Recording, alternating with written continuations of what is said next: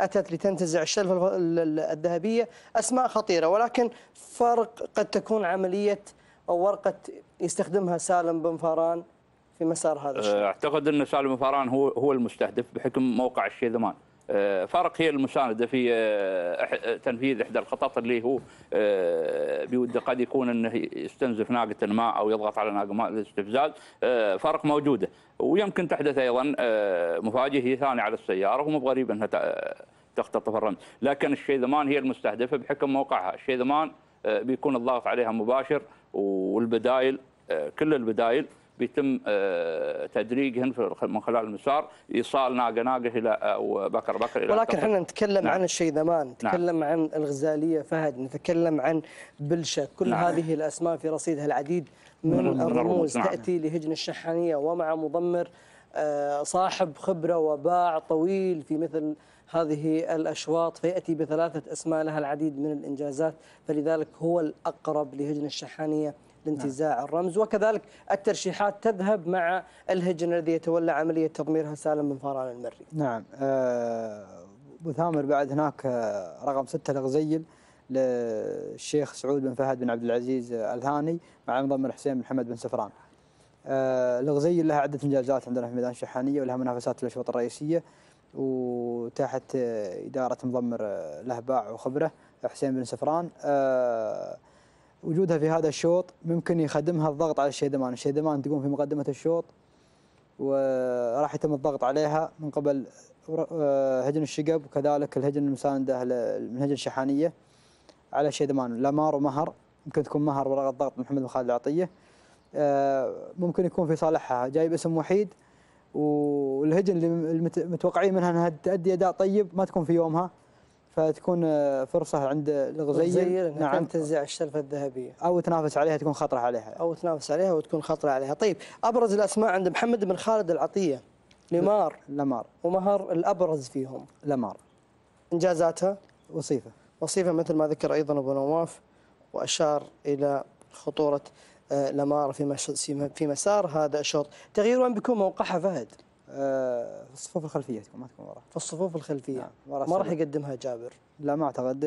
جابر بينتهز الفرصة، بيتم الضغط على الشيذمان من قبل ضمن محمد خالد العطية. الشيذمان تقوم في البداية؟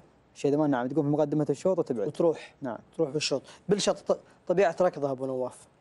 بلشة من الابكار اللي يخرج بجانب تغيير، وبجانب الاسماء الموجودة، وبجانب ايضا يمكن بعض الاسماء اللي طبيعة مركزها يأخر. لكن بلشه من الابكار اللي تعمل على تعويض الفارق باسرع فرصه ممكن اذا كانت في يومها، وبنفس الاسلوب اللي تابعناه العام الماضي. عندها امكانيه تقليص الفارق في ثواني عديده، وتابعناها العام ما شاء الله انها تحدث لنا مفاجات وتغييرات سريعه.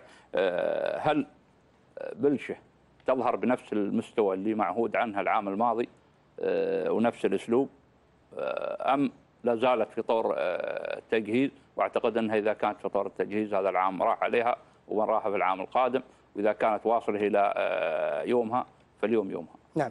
فهد، انتقال بلشه من هجن او الغزاليه عفوا، انتقالها من هجن ابناء القبائل الى هجن اصحاب السمو والسعاده الشيوخ، تغير من عزبه الى عزبه، وكذلك من تضمير الى تضمير، هذا ما يؤثر على المطيه؟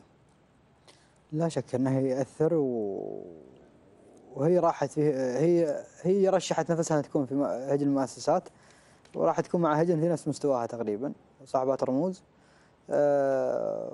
لا شك انه يغير ويأثر عليها. طيب، طبيعة ركض بلشه تقوم في آخر الشوط، لكن ما تبطي وراء. لا، شلون كان أدائها في سن الثنايا؟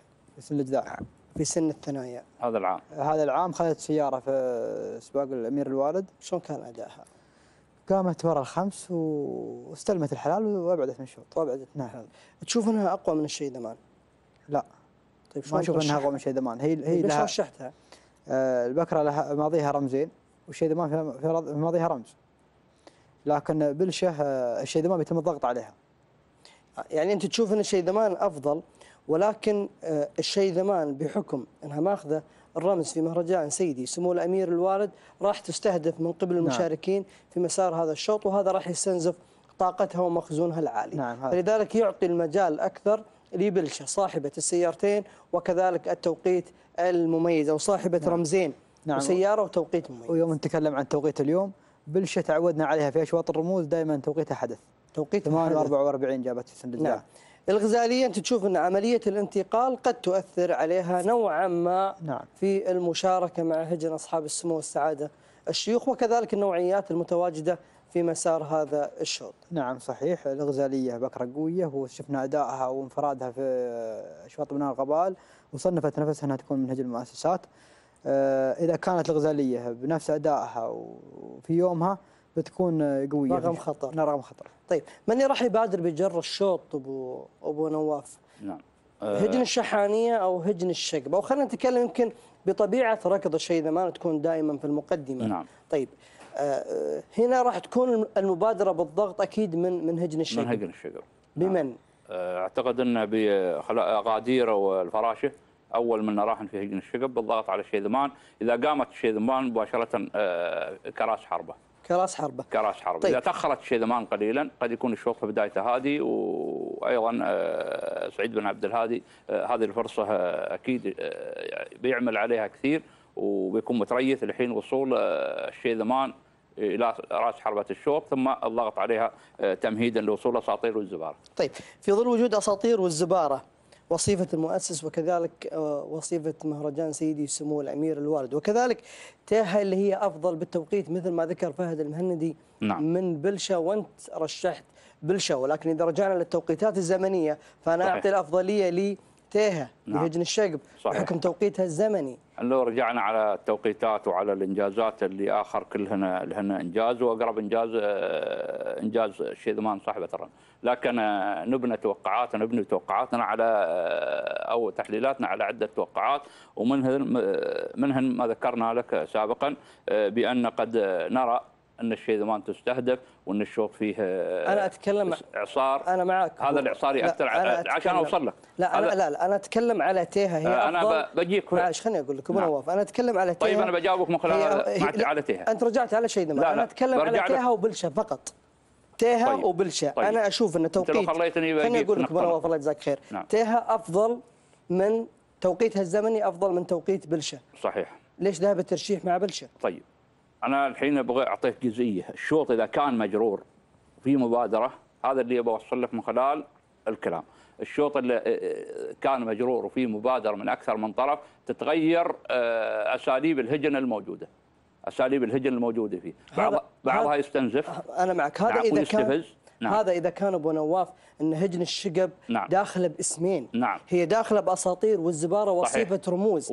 فمعناها نفس ما يعني مسار الشوط، الهجن اللي راح تخدم بلشه. نعم. هناك ايضا هجن راح تخدمتها عفوا.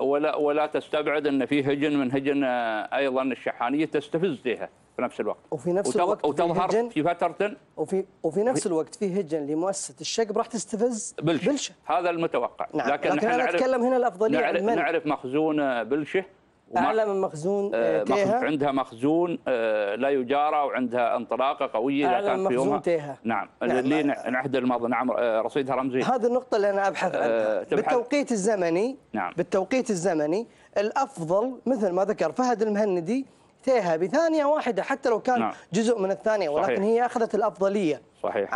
عن بلشه.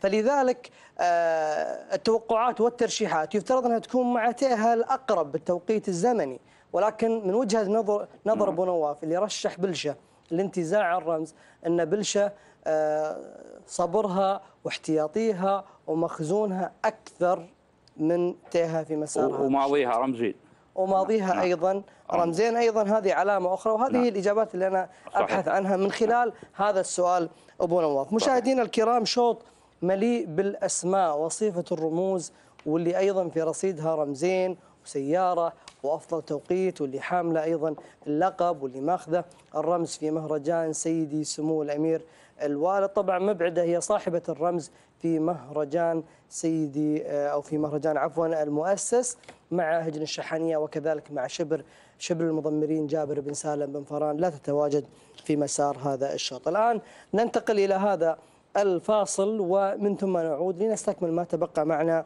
فيما يخص الشوط المفتوح، الشوط الأهم والأبرز، شوط الشلفة الذهبية.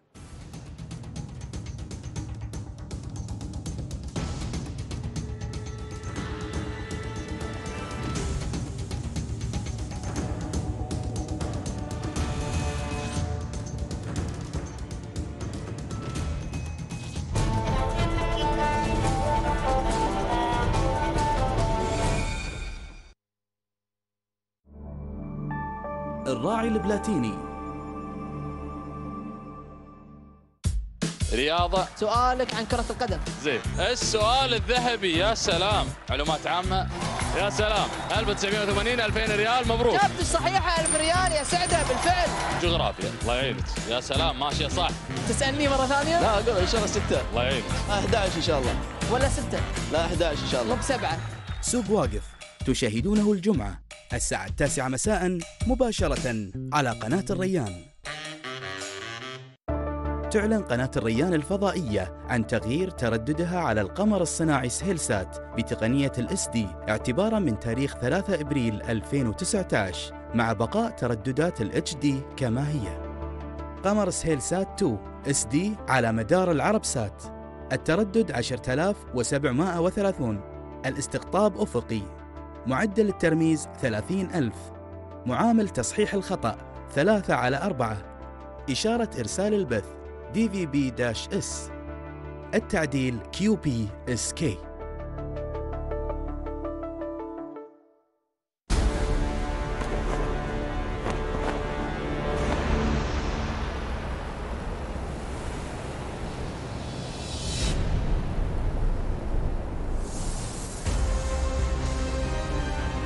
تغطية خاصة لسباق الهجن العربية الأصيلة على سيف حضرة صاحب السمو الشيخ تميم بن حمد آل ثاني أمير البلاد المفدى،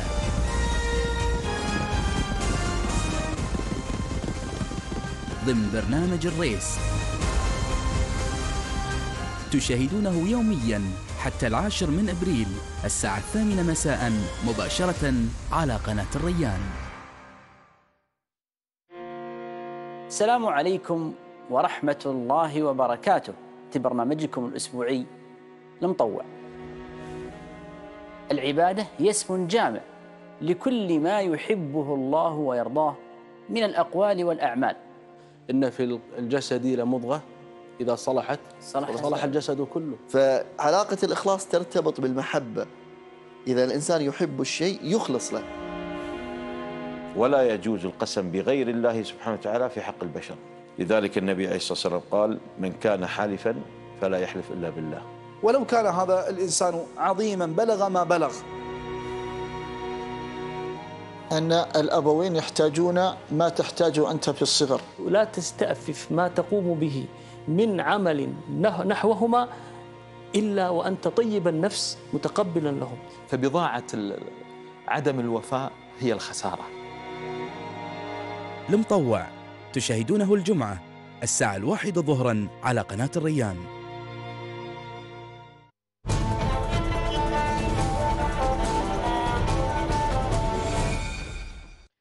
السلام عليكم مشاهدينا الكرام، نحييكم بعد هذا الفاصل وننتقل مباشرة إلى أرضية الميدان وإلى الزميل محمد بن بريك حيث يطلعنا على آخر الاستعدادات قبيل انطلاق أشواط الفترة المسائية. محمد، سعد الله أوقاتك بكل خير. الجميع يستعد لهذه الانطلاقة، هناك ترقب للتوقعات والترشيحات، الأبرز عند هجن الشقب تيها، وكذلك هناك 3 أسماء أيضا أبرز لهجن الشحانية، شيدمان وأيضا بلشة وكذلك الغزالية.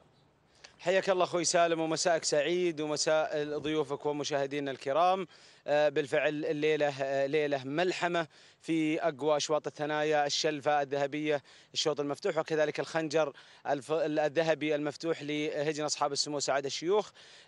سالم، الفترة الصباحية اليوم شهدنا حضور هجن الشحانية مع سالم بن فاران، مع محمد بن خالد العطية، مع جابر بن سالم بن فاران، أيضا هجن الشقب أو هجن الغرافة كان لها تواجد، وأعتقد هجن الشقب في الفترة الصباحية معي مصبح المعمري، مصبح نار ناشط في الميدان، تبع موقع البيرق للهجن، يغطي الفعاليات، دائما ياخذ ترشيحات المشاركين.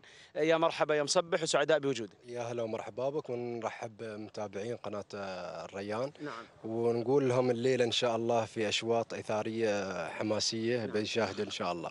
نعم. رأي الجمهور وين راح في الشوط الأول البكار؟ والله شوف، بالنسبة للشوط الأول عندنا 13 مطية، كل مطية بأمانة يعني مهما نتكلم عن إنجازاتها لنا في حقها، ولكن عندنا 3 أسماء بارزة اللي هو طبعا الترشيحات. احنا نتكلم عن الشارع الخارجي، الشيذمان وبلشة وأساطير.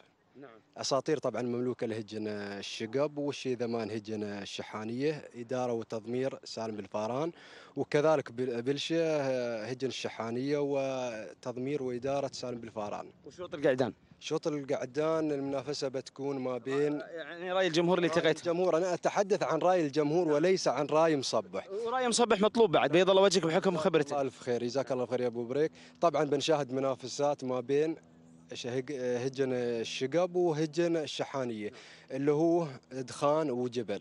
جبل مملوك لهجن الشحانية، إدارة وتضمير سعيد عبد الهادي الشهواني، وكذلك دخان، وأكثر الترشيحات على دخان. والبعض قال لي يا مصبح ركز على دخان لأن أنت تتعامل ويا المسافة الطويلة ولعبة بالفاران هذه المسافة. وأنت ترشيحك في البكار والقعدان؟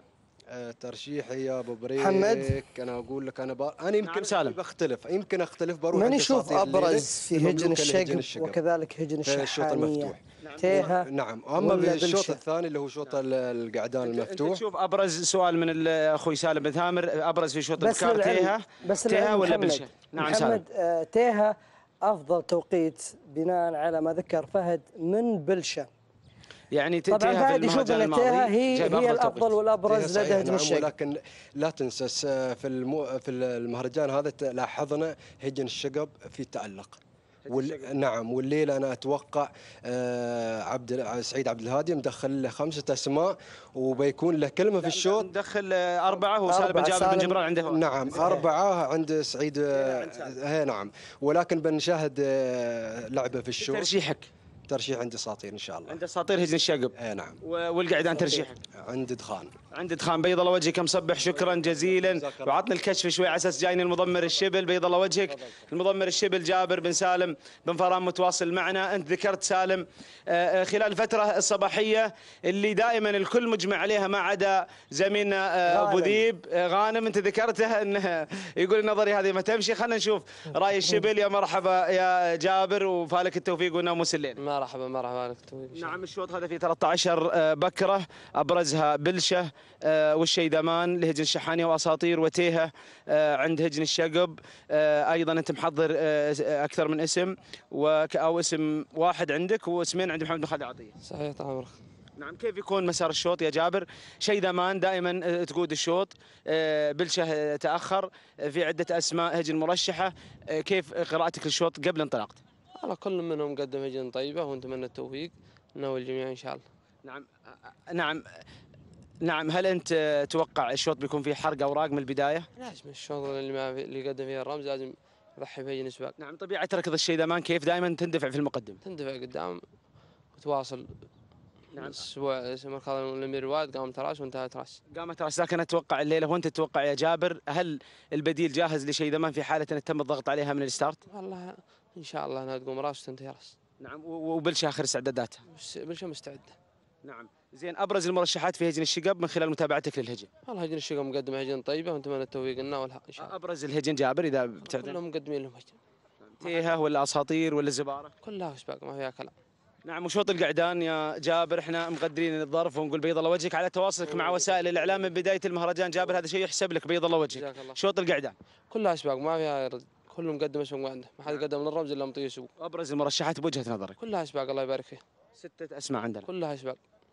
كلها سباق. يعني ما عندك ترشيح لا في البكار ولا في القعدان؟ ما ارشح، بس كلها سباق ونتمنى التوفيق لنا والجميع. الشبل التوقيت البكار والقعدان كم توقع توقيت البكار؟ تنكسر 12 الليله؟ والله 12 ساعه بانكسارها، بس الهجن سباق ممكن تقرب على 12، يمكن هجن سباق تقرب على 12 نظرا لعوامل الهواء الليله. صحيح. بيض الله وجهك الشبل وموفق وفالك الناموس، الله يوفقك ان شاء الله. اذا اخوي سالم هذا هو المضمر الشبل جابر بن سالم بن فران، نشكر له حقيقه تواصله المستمر مع وسائل الاعلام سواء قناه الريان او الوسائل الاخرى. في مثل هذه الاشواط سالم صعب ان يجيك مضمر يتكلم وهو مشارك في الشوط، ولكن حي شجاعه الشبل ونقول فالها التوفيق والناموس. اليك كلمه سالم ولضيوفك الكرام. ونتوقع الليله سالم نظرا لما شاهدنا في الفتره الصباحيه هجن بن فاران يعني يكون لها كلمه ولها نصيب الاسد، الهجن الشحانيه اللي تحت تضمير سالم بن فاران، كذلك محمد بن خالد العطيه. وحن يا سالم نعود ونكرر بان اشواط الفتره الصباحيه تلقي بظلالها على الفتره المسائيه. نعم انت مركز على هذه النقطه يا محمد. نعم مركز على هذه النقطه، ولكن غانم الهاجري يخالفك في هذا التوقع. اذا محمد شكرا، والشكر ايضا موصول لضيوفك الكرام على ما ذكروه لاشواط الفتره المسائيه، الاشواط المرتقبه. مصبح رشح اساطير لهجن الشقب لانتزاع الشلفه الذهبيه. فهد المهندي اشار بيده مباشره امامكم مشاهدينا ومستمعينا الكرام على الهواء مباشره، مع ان ذكر ان تيها هي الافضل في مسار هذا الشوط. ما ذكرت الافضل في مسار الشوط. انا ذكرت انها الابرز. لا، ذكرت انجازاتها وذكرت انها الابرز. ما يصير تكون هي الابرز واساطير. انا سالتك قلت لك هي الابرز، قلت لي نعم هي الابرز. عند هجن سالم من جبران اللي تحت اداره سالم من جبران. انت ما قلت لي، انت قلت لك هي اللي عند الشقب هي الابرز، قلت لي نعم هي الابرز تيها. ما يصير وانها افضل توقيت بثانيه عن بلشة. الان الترشيحات مثل ما ذكر مصبح مع اساطير، وكذلك اشرت بيدك بعلامه نعم وصح. اساطير يوم قال عند هجن الشقب ابرز اسم اساطير. اساطير وصيفه الرمز، وصيفه شلفه في مهرجان المؤسس، وكذلك الزباره وصيفه الشلفه في مهرجان سمو الامير الوالد. نعم. اذا مشاهدينا الكرام 5 أسماء لدى هجن الشقب، كل هذه الاسماء كفيله بانتزاع الرمز، فالهم التوفيق باذن الله. نذهب الى شوط الخنجر الذهبي، الشوط المفتوح للثنايا القعدان، و6 أسماء في هذه القائمه.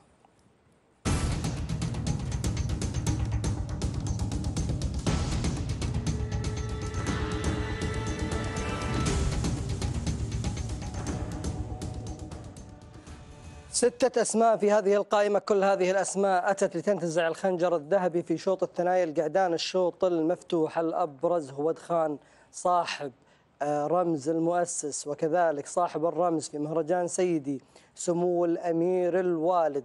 ذهبت جميع الترشيحات مع دخان ما عدا صالح وغانم الهاجري، راحوا مع نيمار لهجن الشحانية ومع الذهبي سالم بن فاران المري، ولكن دخان يمكن يجيب الثالثة. فهد المهندي من خلال هذه المشاركة هو الأبرز في هذه القائمة. نعم، دخان في رصيده 5 رموز.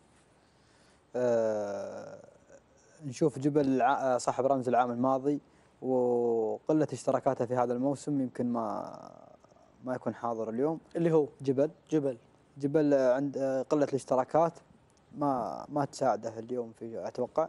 والعام في رصيده رمز. القاضي لهجن الشحانية في رصيده رمز الشعب في مهرجان المؤسس. التاج وصيف السيارة وحاصل المركز الثالث على السيارة في هذا الموسم. دخان 5 رموز في رصيده، فبير يترشح، قوي يترشح. نيمار وصيف دخان أكثر من مرة. نيمار وصيف دخان أكثر من مرة، لذلك تم ترشيح نيمار لانتزاع الخنجر الذهبي في مساء هذا اليوم بحكم الوصافة مع دخان المرشح الأبرز في هذه القائمة. هجن الشقب داخله باسم واحد جبل، ولكن يقول فهد ما كان في مستواه المعهود عنه دائما. فعلا جبل هذا العام يمكن قلة اشتراكاته ما ارتفعت في مستواه المعهود عنه. قعود اشتراكات السابقة وفي العام الماضي قعود عند رمز ومن قعدان اللي يحسب لنا حساب. هذا العام يمكن مشاركته في هذا الرمز بالذات اليوم تعطيه أفضلية، لأن هجن الشقب بدأت تقنع كل من يتابع بأن مستواها استعادت المستوى المعهود، وقدمت أوراق رابحة يمكن قبل من ضمن هذه الأوراق الرابحة، لكن ينصدم بوجود دخان. هذا القعود هذا العام اعتقد انما ابو نواف نقول هذه بلشة رقم 12 على الهواء مباشرة الآن.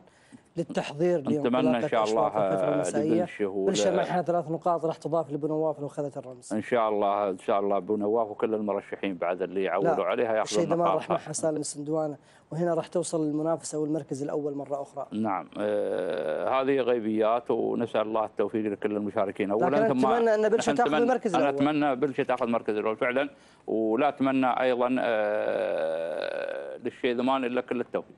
اكيد لكن ان شاء الله انها توفق ايضا، لكن هذه يعني توفق تاخذ المركز الاول الشيدمان ان شاء الله انها تاخذ. تاخذ المركز الاول؟ انها تاخذ المركز الاول، كانت في يومها تاخذ. وتفرق ويفرق سالم السندوانه ايضا بتوقع. ما عندنا مشكله، هي المنافسه. انت لا تنسى ان بلشة والشيدمان كلهم تحت اداره عمليه. صحيح، لكن اقول لك اللي توفق في يومها نتمنى لها. السبوق دايم لها جمهور صحيح، وبلشة لها جمهور. عدم ترشيحنا لها سيارتين بنظريه رمزين وسياره، وافضل توقيت بلشة ايضا لها اداء. ان شاء الله 3 نقاط ان شاء الله انها تظهر بيومها ان شاء الله، وبياخذ السياره النيسان ان شاء الله. النيسان جه ولا ما جه، المهم النافس، لان اخر السندوانه ما بيظهر بروحه، عنده منافسين. اهم شيء هذا. فالك التوفيق. وهذه ايضا الشيدمان قبل قليل على الشاشه اللي رشحها سالم السندوانه لانتزاع الشلفة الذهبية. فعلا التوفيق بإذن الله من خلال هذه المشاركة. وخلونا الآن مشاهدينا الكرام، إدخان هو الأبرز، الوصيف أيضا عليه ترشيحين من صالح وكذلك من غانم الهاجري. ننتقل الآن إلى شوط العمانيات الثنايا البكار، شوط الشلفة الذهبية، وقائمة بأسماء الهجن المشاركة في مسار هذا الشوط.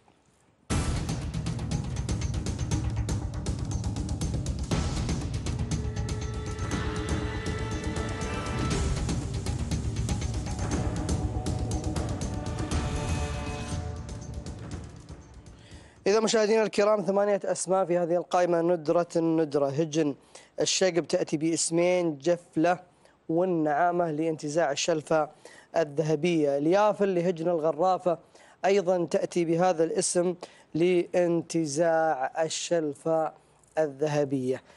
هجن الشحانية تدخل ب4 أسماء مع جابر بن سالم بن فاران المري، الريهجان، العزوم، الوذنة المرشحة بالإجماع لانتزاع الرمز، وكذلك هجر غزوين هجن البشاير. وشاهدنا هجن البشاير في سن الجذاع العمانيات البكار تنتزع الرمز في هذا الشوط. ها هي الآن تتواجد من خلال غزوين، ومع عبيد بن محمد بن حمد الوهيبي أيضا مضمر خطير في لهذا الشعار، سالم بن عامر بن راشد المدهوشي، وكذلك سالم بن جابر بن محسن الجربوعي المري، وأيضا سعيد بن عبد الهادي. كل المضمرين أكفاء الحقيقة في إدارة الهجن اللي تحت إدارتهم، فلذلك نتوقع المنافسة في هذا الشوط، وخصوصا الندرة أبو نواف. صحيح. الشوط هذا فيه 8 أسماء أبو ثامر، لكن هذه ال8 الأسماء جميعها بإمكانها اختطاف الرمز، سواء جفل اللي رصيدها السياره مهرجان الامير الوالد، وكذلك النعامه عند هجن الشقب اسماء قويه، اليافل وشعار الغراف وما قدم لنا طوال الموسم ومفاجاته مستمره من شوط لشوط، هذا الشعار لا يامن جانبه، مخلي اليافل، واليافل ايضا اسم كبير بالنسبه للريهجان والعزوم والوذنه وهجر تحت اداره جابر بن سالم الهجن الشحانيه، جميعهن الاسماء قويه، يمكن ابرزهن الوذنه والريهجان وكذلك العزوم. الوذنه صاحبه الرمز في مهرجان المؤسس وكذلك في مهرجان سيدي سمو الامير هذه الاسماء. الوالد. انا ابي اقف ابو نواف. نعم. ابي اقف عند غزوين لهجن البشاير. نعم.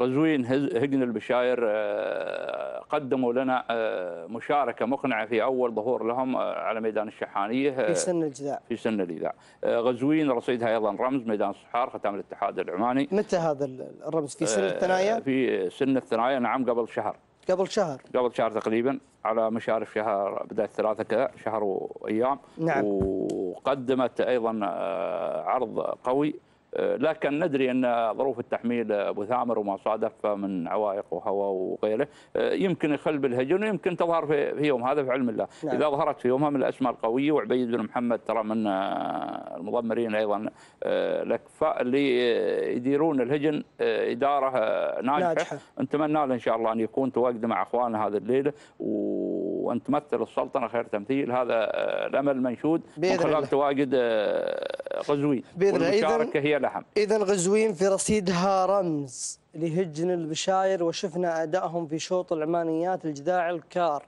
ينتزعون الشلفه الذهبيه. الان هذه المشاركه ايضا في شوط العمانيات الثنايا الكار والشلفه الذهبيه، رقم خطير ومؤسسة أيضا خطيرة من خلال هذه المشاركة. جفلة والنعامة لهجن الشقب في هذه القائمة، أبرز هذه الأسماء فهد. أبو ثامر، بس أنا عندي تعديل على كلامي في شوط مفتوح على تيها لهجن الشقب، أنها جابت أفضل من توقيت بلشة. أنا قصدي جفلة، خطأ مني. جفلة نعم، إذا معذور. نعم، إذا ما حصلت على أفضل توقيت تيها، والأبرز الآن أصبحت أساطير والزبارة. أساطير والزبارة، وجفلة هي صاحبة 12:35 12:35 هي أفضل توقيت من أفضل توقيت بلشة 36. نعم نعم، فخطأ مني. جفلة هي أبرز الأسماء أتوقع عند هجن الشقب، حصولها على السيارة في مهرجان الأمير الوالد، وكان حضورها مميز وملفت، وتمتلك نهاية قوية وتحت إدارة مضمر قوي سالم بن جابر بن محسن. إذن هي الأبرز جفلة في مسار هذا الشوط لهجن الشقب. لهجن الشقب أتوقع تكون جفلة هي الأبرز. نعم، النعامة ممكن تستخدم كورقة لخدمة جفلة في مسار هذا الشوط. نعم. طيب اليافل لهجن الغرافة، إنجازاتها وطريقة ركضها. الجافل تلحق من الصفوف الخلفية، ولها عدة منافسات، حصل على المركز الثالث وعلى المركز الثاني وتنافس. لكن ما في رصيدها رموز. لا، ما أعتقد. طيب فهد، إذا كان هناك اسم راح ينتزع الرمز الشلفة الذهبية غير الوذنة، جفلة؟ أتوقع هجر لهجن الشحانية. نعم. بالرغم من حصول جفلة على أفضل توقيت من بلشة، لكن فارق التوقيت بينها وبين الوذنة كان فارق كبير. الوذنة كانت في شوط الرمز. أي الوذنة كان 12 و15. نعم. هي و4 أجزاء من الثواني، هذا هو توقيتها في مهرجان سيدي سمو الأمير الوالد، ولكن في مهرجان المؤسس كان 12 و32. نعم. فهناك تطور في الأداء للوذنة من خلال مشاركتها في مهرجان إلى مهرجان. صحيح. وهجر وصيفة الوذنة في مهرجان الأمير الوالد. هجر إذن هي الأخطر. نعم. أبو نواف، من الأخطر على الوذنة؟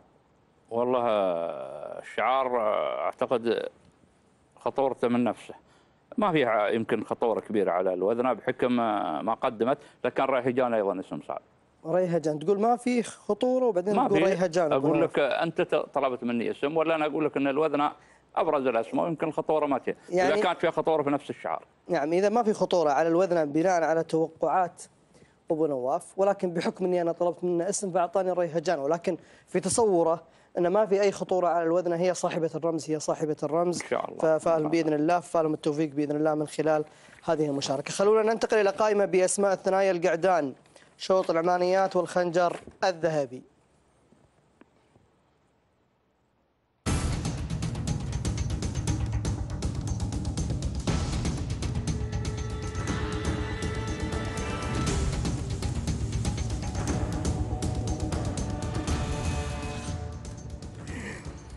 إذا مشاهدينا الكرام 8 أسماء في هذه القائمة. الأبرز في الترشيحات شغموم، سالم، راشد، مبارك بن ترحيب صاحب الرمز في مهرجان سيدي سمو الأمير الوالد، وهناك ترشيح على كفو من سهيل وأيضا صالح الدعبة. فهد المهندي راح مع معارك، ومعارك هو صاحب هذا الشوط في مهرجان المؤسس. فهد غانم الهاجي راح أيضا مع كفو. إذا غانم وصالح وسهيل راحوا مع كفو لانتزاع الرمز، ولكن شغموم 3 أسماء. إذا شغموم وكفو هما الأبرز في هذه القائمة، وهناك ترشيح واحد من فهد المهندي على معارك. أيضا هي عملية انتقال وفارق في النقاط لو استطاع فهد المهندي أن ينتزع هذا الترشيح وهذا التوقع. ولكن خلني أقف عند شغموم وكفو وأبرز هذه الأسماء. من حصل على مهرجان المؤسس هو معارك، وكذلك شغموم هو من انتزع هذا الرمز في مهرجان سيدي سمو الأمير الوالد. لكن خلني أقف عند كفو. كفو وصيف شغموم، وكفو حاصل على الوصافة أكثر من مرة، وفي العام الماضي بعد وصيف رمز العام. نعم، رمز العام الماضي وصيف رمز. كفو من الحلال اللي يلحق ويقوي في الأمتار الأخيرة، وشغموم صاحب رمز الكويت ورمز مهرجان الأمير الوالد. مهرجان الشهيد. نعم، مهرجان ميدان الشهيد ومهرجان الأمير الوالد في هذا الموسم، يعني رمزين. شغموم وكفو مستوى متقارب. طبيعة ركض شغموم فهد؟ شغموم يكون في الخمس مع الخمس الأوليات. مع الخمس، ما يدفع في المقدمة لا هو ولا كفو. نعم يلحق، ومعارك يقوم في مقدمة الشوط، ومعارك قعود صامل حصل على رمز المؤسس وجاء رابع. نعم. فهذا اتوقع التوقيت الزمني بيكون صعب اليوم من خلال عملية الهواء. نعم، قام هواء. نعم. نرحب بالاخوان المشاركين كلهم، مجلس الوالدة اكيد بلدهم الثاني. نعم. في مهرجان الجميع. معارك ابو ثامر حصل على المركز الرابع على رمز الامير الوالد، وشفنا في مهرجان سمو الامير الوالد الحلال اللي تحت اداره المضمر محمد بن خالد العطيه ما ادى الاداء المطلوب منه. قدم انقره وقدم الحلال طيب، لكن في حلال صاحب رموز شفناه تدني في مستواه عند تحت اداره المضمر محمد بن خالد العطيه.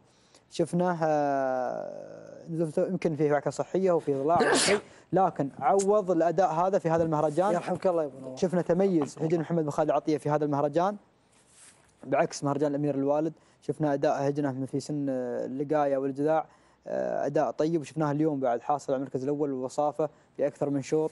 فانا اتوقع انه يكون خطير مع معارك اليوم. نعم، محمد بن خالد العطيه معارك سبوق وصاحب معارك ما شارك في مهرجان سمو الامير. شارك وحصل على المركز الرابع. نعم، المركز الرابع. نعم، ما كان في يومه. نعم، مثل ما ذكرت، لكن احنا الان شفنا قبلة حلال محمد بن خالد العطيه. نعم. تختلف كليا عن ما قدمته في مهرجان سيدي سمو الامير الوالد، ولكن غانم الهاجري لا يؤمن بهذه النظريه. والله من حقه، انا ادري انه من حقه، ولكن وجهه نظرك انت فهد وجهه نظري بناء على ما ذكرت الان. وجهه نظري انا تقول محمد بن خالد العطيه خذ الرمز بمعارك في مهرجان المؤسس، يعني معارك كفيل بانتزاع رمز. يوم شفنا في مهرجان الامير الوالد قل مستوى معارك اداءه، وباقي الهجن اللي تحت اداره محمد بن خالد العطيه قل اداءها. مره بفتره نزول يعني. مره بفتره نزول، ولكن بعكس ما شفناه في سن اللقايه والجذاع. يعني قبل انت قاعد تتكلم عن قبل مثل ما ذكرت.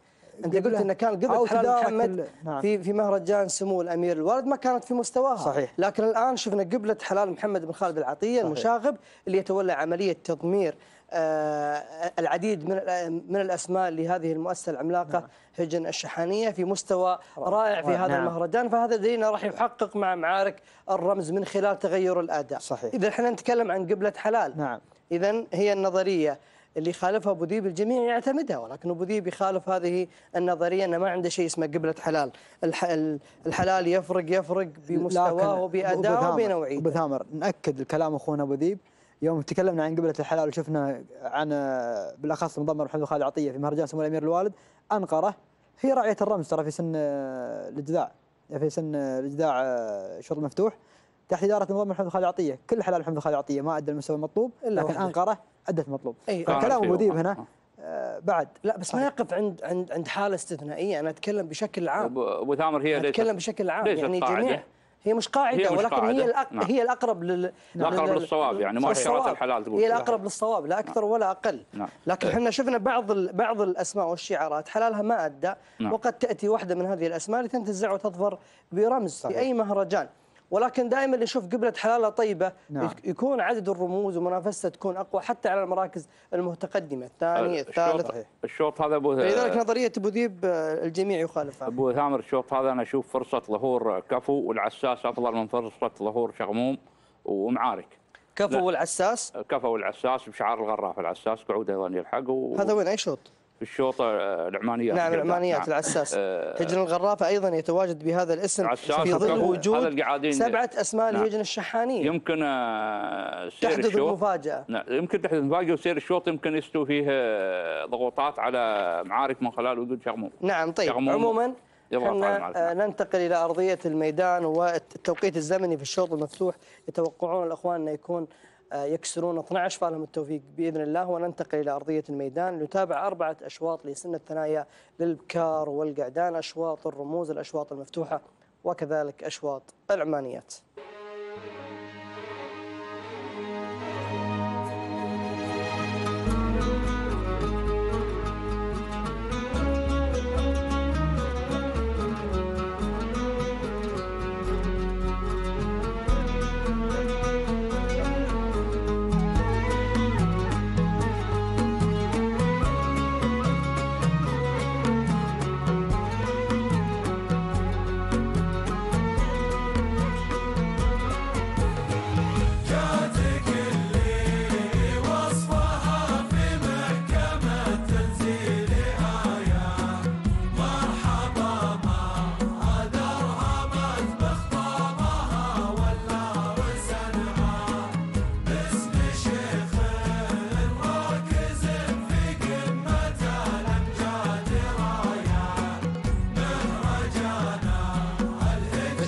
الرحمن الرحيم.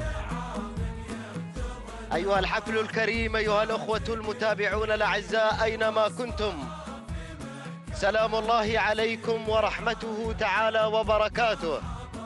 نحييكم من ميدان سباقات الهجن العربية الأصيلة في هذا اليوم الأحد الموافق للسابع من شهر أبريل لعام 2019 للميلاد، حيث التواصل مع 9 أيام هذا المهرجان الكبير، المهرجان الغالي على قلوب الجميع، مهرجان سيدي حضرة صاحب السمو الشيخ تميم بن حمد آل ثاني أمير البلاد المفدى يحفظه الله ويرعاه.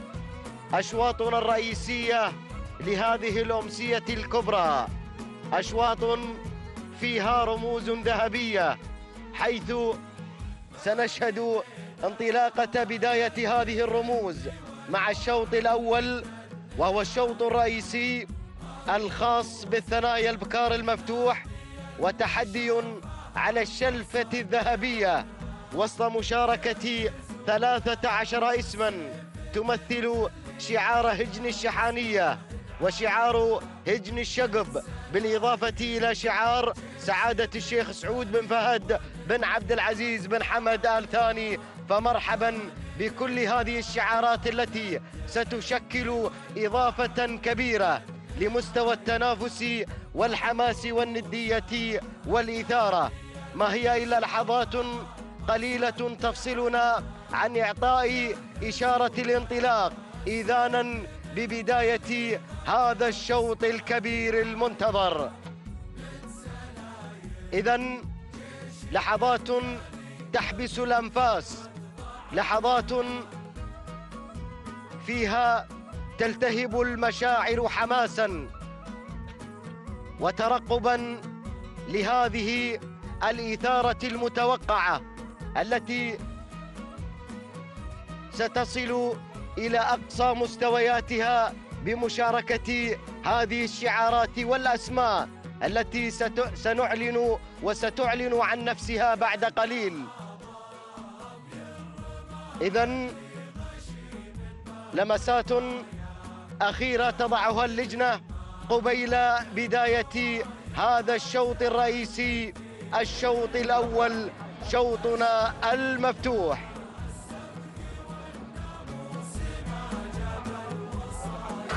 إذن مشاهدينا ومتابعينا الكرام، أيها الحفل الكريم، باسمك اللهم نبدأ وباسمك اللهم نستعين، فهيئ لنا من أمرنا يا ربنا رشدا.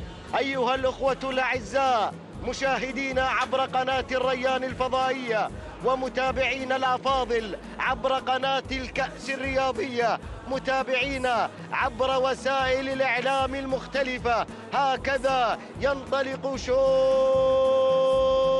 الشلفة، الشوط الرئيسي، شوط الثنايا البكار المفتوح، شوط تشارك فيه نخبة الثنايا، شوط يشارك فيه عمالقة المضمرين، شوط تحضر فيه أسماء أساطير تتقدمها أساطير والزبار وأغادير، تيها والفراشة، الغزيل، لمار، مهر، تغيير، الشيذمان، الغزالية وبلشة وفرق. نعم، هي أسماء فرق بينها وبين بقية الأسماء وفروقات في المستويات سوف تكشفها لنا أمتار هذه المسافة. 8 كيلومترات هي مسافة هذا التحدي في ميدان التحدي. أبدأ مباشرة مع الشيذمان. الله يا هذا الاسم، الشيذمان تنطلق في المركز الأول بشعار هجن الشحانية. يضمر الشيذمان، المضمر الشيذمان سالم بن فاران المري. أتابع المركز الثاني لأجد لمار تحت الثاني المراكز لهجن الشحانية، يقودها في التضمير محمد بن خالد العطية. حصل دخول تسلل على المركز الثاني من قبل أساطير لهجن الشقب، يقودها في التضمير سعيد بن عبد الهادي الشهواني. أما المركز الثالث من يختطف مركز الوصافة، تنطلق فرق لتحط رحالها هنا في المركز الثاني. فرق لهجن الشحانية يعتني بها، يشرف على تدريبها الذهبي سالم بن فاران المري. أساطير في المركز الثالث لهجن الشقب، يقودها الهادئ سعيد بن عبد الهادي بن علي الشهواني. أما المركز الرابع فتتقدم من هناك هجن الشحانية مع لمار. يضمر لمار المشاغب محمد بن خالد العطية. ونكمل النداء لنتراجع ونعطي كل ذي حق حقه بمتابعتنا للمركز الخامس. المركز الخامس تيها لهجن الشقب، يضمر تيها أحد الخبراء في عالم التضمير سالم بن جابر بن جبران المري. هذه النتيجة للمراكز الخمسة الأولى. هجن الشقب حتى الآن مشاهدينا الكرام تمتلك أسماء قوية لم يحن موعد دخولها. أيضا هجن الشحانية لم تلعب بكل الأوراق، ما زالت محتفظة بأوراق رابحة. انتظروها وسأنتظرها معكم. عودة إلى الشيذمان التي تحتل المركز الأول. الشيذمان تنطلق بالعزم في هذا الامتحان، امتحان صعب ولكنه يستسهله مضمر كمضمرنا الذي يقود الشيذمان سالم بن فاران المري، وهو سهل أيضا على بقية زملائه ونظرائه المضمرين. الشيذمان على المركز الأول، وكما قال ابن الأعرابي يقال للناقة الفتية السريعة شملة وشيذمان. هذه الشيذمان شيذمانة بانطلاقتها فتية سريعة تقتحم صدارة هذا الشوط، يقودها المضمر الذهبي سالم بن فاران المري، من يدفع أيضا بفرق ليكون الأداء أداء فارقا بتواجد الشيذمان وبانضمام فرق إلى الشيذمان. صدارة إذن لهجن الشحانية، صدارة ذهبية يقودها الذهبي سالم بن فاران المري. أساطير تنطلق في المركز الثالث في شوط الأساطير، في شوط الأعاصير، في شوط الأسماء التي تتقد حماسا وإثارة. تنطلق هنا في علو المراتب في المركز الثالث. أساطير الملكية لهجن الشقب، التضمير الهادئ سعيد بن عبد الهادي الشهواني متابعا لأساطير في المركز الثالث. أتابع المركز الرابع لأجد لمار لمار تتحرك هنا في المركز الرابع بالشعار الأدعم، شعار هجن الشحانية المتابع للمار. هنا محمد بن خالد العطية. أما المركز الخامس تصل الفراشة الآن، تطير الفراشة من مركز إلى آخر هنا في رحيق هذا الشوط الرئيسي، حيث العبق عبق الماضي وعبق الحاضر وعبق نتوقعه في المستقبل. هذه إذن الفراشة. طيري الفراشة واثبتي، فإن الرياح تشتد هنا كلما اقتربنا من أمتار الحسم والقوة.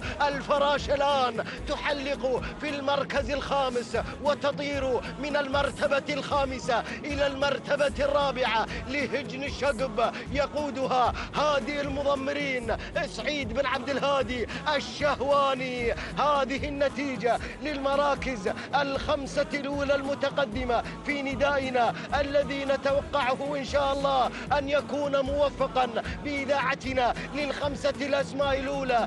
مثل ما ذكرت هناك أسماء لم يحن موعد دخولها، تنتصف المسافة، والشيدمان ما زالت صاحبة الموقف، ما زالت هي صاحبة الصولجان باحتلالها للمكان والزمان. المكان هو مكان مستهدف، والزمان هو ختام الشحانية 2019. يا سلام! الشيدمان إذن هناك في مركز الصدارة منذ أن ابتدأنا، وهي حاجزة على هذه المرتبة في رحلة الشوط المفتوح، في رحلة الرئيسية، رحلة ذهبية حجزها على الدرجة الأولى في مقصورة رئيسية هنا. يا سلام يا سلام! الذهبي أيضا يدفع بفرق لتكون الرحلة رحلة سليمة. حتى الآن للذهبي دون مطبات هوائية، أتوقعها أن تكون مطبات صعبة هناك في الكيلومتر الأخير، ولكننا نتمناها أن تكون رحلة آمنة، رحلة سليمة لكل الحاضرين، لكل المتنافسين. إذا الشيدمان في مركز المقدمة، هنا مركز الوصافة مع فرق الاثنتان لهجن الشحانية تعود ملكيتهما، بينما المضمر سالم بن فاران المري لحقت بنا الفراشة وطارت الفراشة إلى المركز الثالث الآن. الله الله! ضغط من هجن الشقب نتوقعه على منطقة الصدارة بطيران الفراشة وضغطها على المقدمة. الفراشة لهجن الشقب يقودها الهاد سعيد بن عبد الهادي الشهواني، الذي لا يريد أن تكون الصدارة صدارة هادية وآمنة للذهبي. المركز الرابع اسم جديد ينضم إلينا هنا، الغزالية تتسلل وتتقدم إلى المركز الرابع. الغزالية لهجن الشحانية يعتني بها ويضمرها الذهبي سالم بن فاران المري. المركز الخامس، يا سلام يا سلام! وصلت إلى تغيير وانطلق التغيير لهجن الشحانية يضمرها الشبل جابر بن سالم بن فاران المري. هذه النتيجة للمراكز الخمسة الأولى المتقدمة، وأرى بعين المجردة، أرى أسماء بدأت تقترب من هجن الشحانية، من هجن الشقب. معركة متوقعة ومنتظرة بين الأسماء الكبرى، عودة إلى الصدارة. ما زالت الشيدمان عاقدة العزم، تنطلق بكل قوة، تواجه كل ضغط الأسماء. يا سلام يا سلام! معها فرق.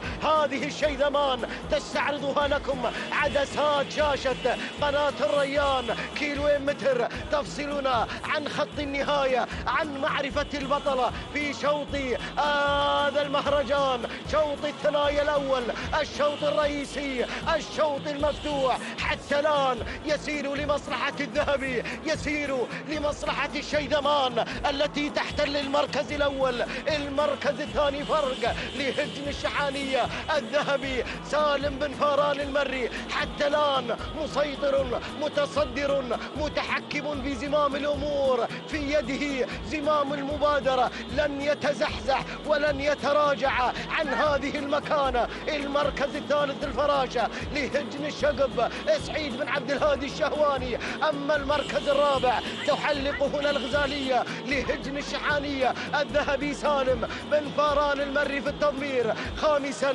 تصل أساطير وتعود مرة أخرى لتلتقي بالأساطير، أساطير لهجن الشقب المضمر سعيد بن عبد الهادي الشهواني. وفي المركز الخامس تتقدم بلشة، أيضا بلشة هي من الأسماء التي تحمل في تاريخها تاريخا مدججا بالألقاب، تحمله إلى مستقبل مشرق بالانتصارات. هذه بلشة تغير الآن وتنطلق إلى المركز الخامس، تقصي الأسماء المرعبة وتسحق المسافة بلا هوادة. عودة إلى الشيذمان. الله الله الله الله، الشيذمان الشيذمان بالأقدام السريعة تخطف الأمتار، تخطف الشلفة بأخفافها، تخطف الرمز. الله الله الله، الشيذمان تباعد المسافة وتنطلق هنا حفلنا الكريم. الشيذمان والذهبي سالم بن فاران المري مع المركز الأول. المركز الثاني الغزالية، تتحرك الغزالية في ثاني المراكز، ولكن الشوط للشيذمان، الشوط للشيذمان، النصر للشيذمان. يا سلام، الشيذمان الشيذمان. الله الله الله، عبر المكان وعبر الزمان نقول للشيذمان نجحت في الامتحان. وكما قالها ابن الأعرابي، قال عن الشيذمان بأنها الناقة الفتية السريعة. هذه هي الفتية وهذه هي السريعة، تخطف الشلفة الذهبية بدون أي أوامر على الإطلاق. سلام الذهبي سلام، وتهانينا لهجن الشحانية على فوز الشيذمان بالشلفة الذهبية. المركز الثاني تغيير لهجن الشحانية. المركز الثالث كان من نصيب تيها لهجن الشقب.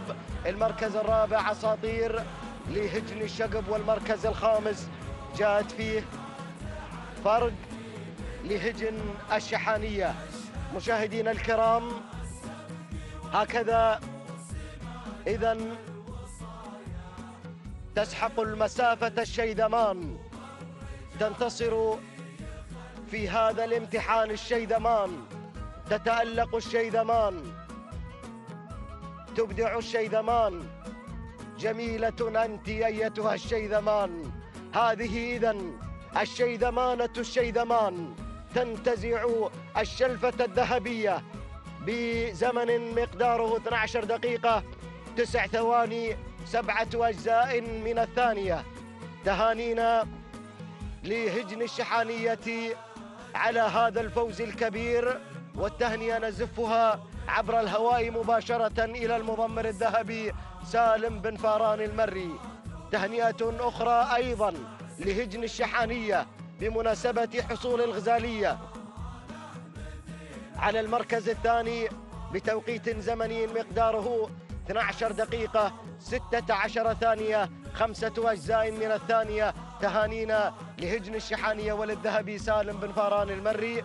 أما المركز الثالث فجاءت فيه تيها قاطعة للمسافة في 12 دقيقة 18 ثانية جزئين من الثانية. تهانينا لهجن الشقب على فوز تيها بالمركز الثالث، والتهنئة لمضمر تيها سالم بن جبران المري. أما الآن ننقل الكلمة والميكروفون للزميل محمد بن بريك المري بتعليق على الشوط الرئيسي الخاص بالثنايا القعدان المفتوح والتحدي على الخنجر الذهبي.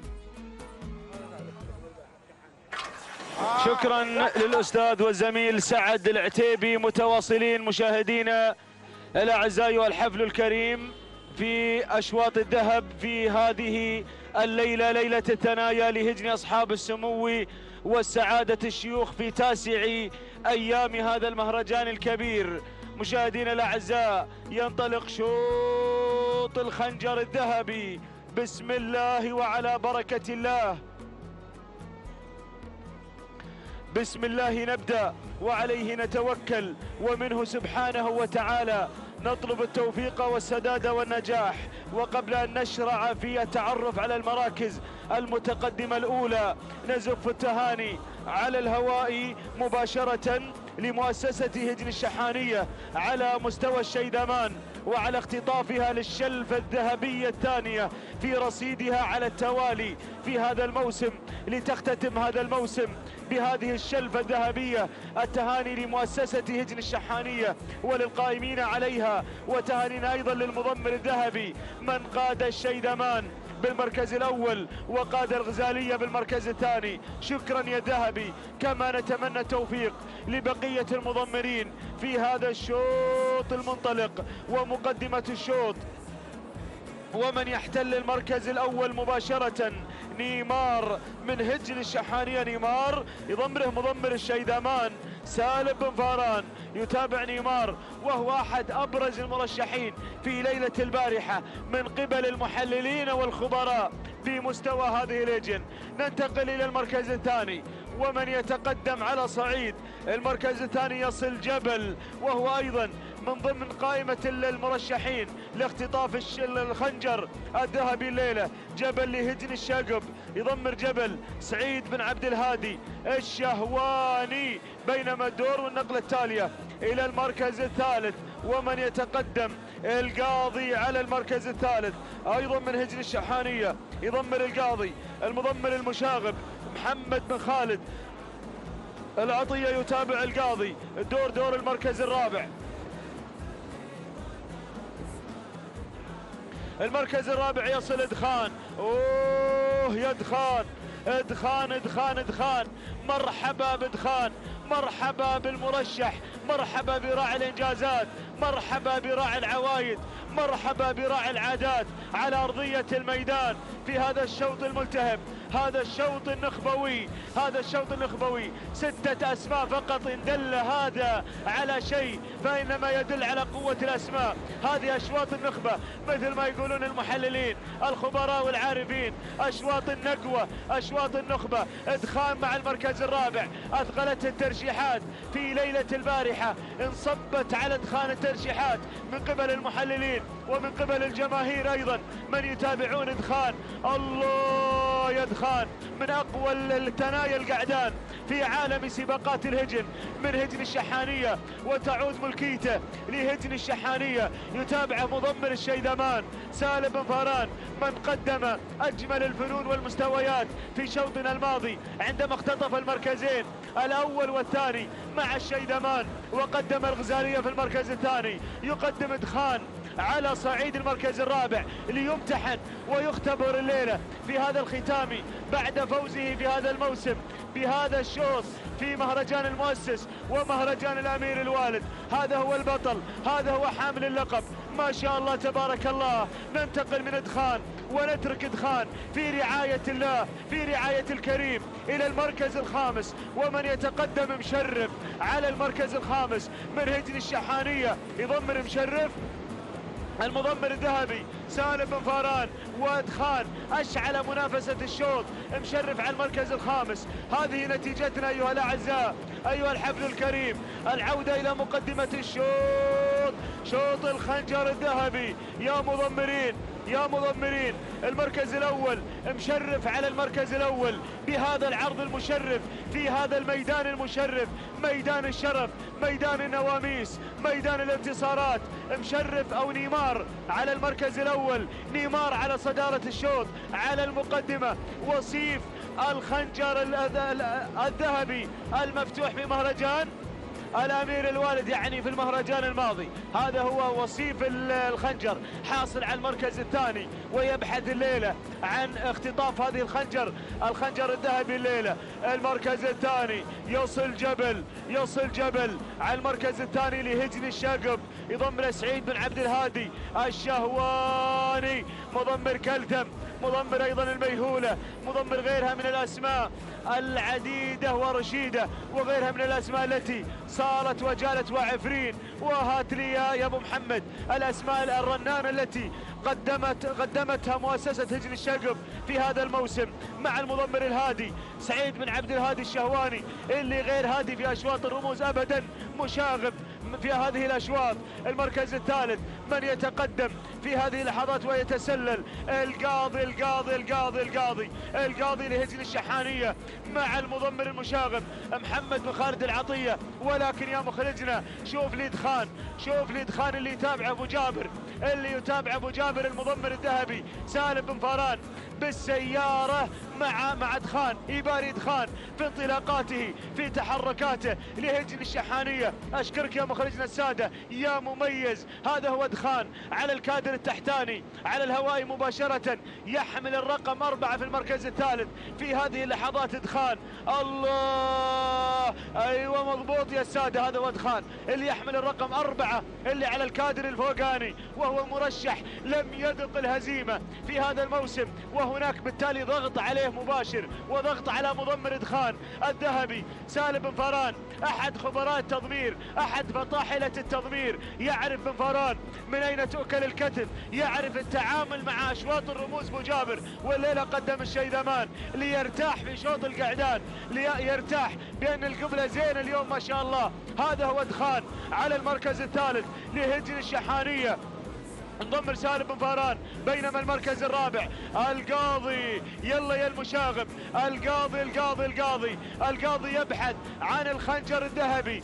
ايضا المضمر المشاغب خطير، لا تأمنون المشاغب في اشواط الرموز ولا دغاته ولمساته الخطيرة الفنية. اللي حصل دخول على المركز الرابع، يتقدم مشرف لهجن الشحانية مع المضمر سالم بن فاران، يقدم مشرف على المركز الرابع والمركز الخامس. هنا دخول جديد وانطلاق وتسلل من قبل التاج لهجن الشحانية. أول نداء للتاج مع محمد بن خالد العطية في التضمير. هذه نتيجتنا، العودة إلى مقدمة الشوط.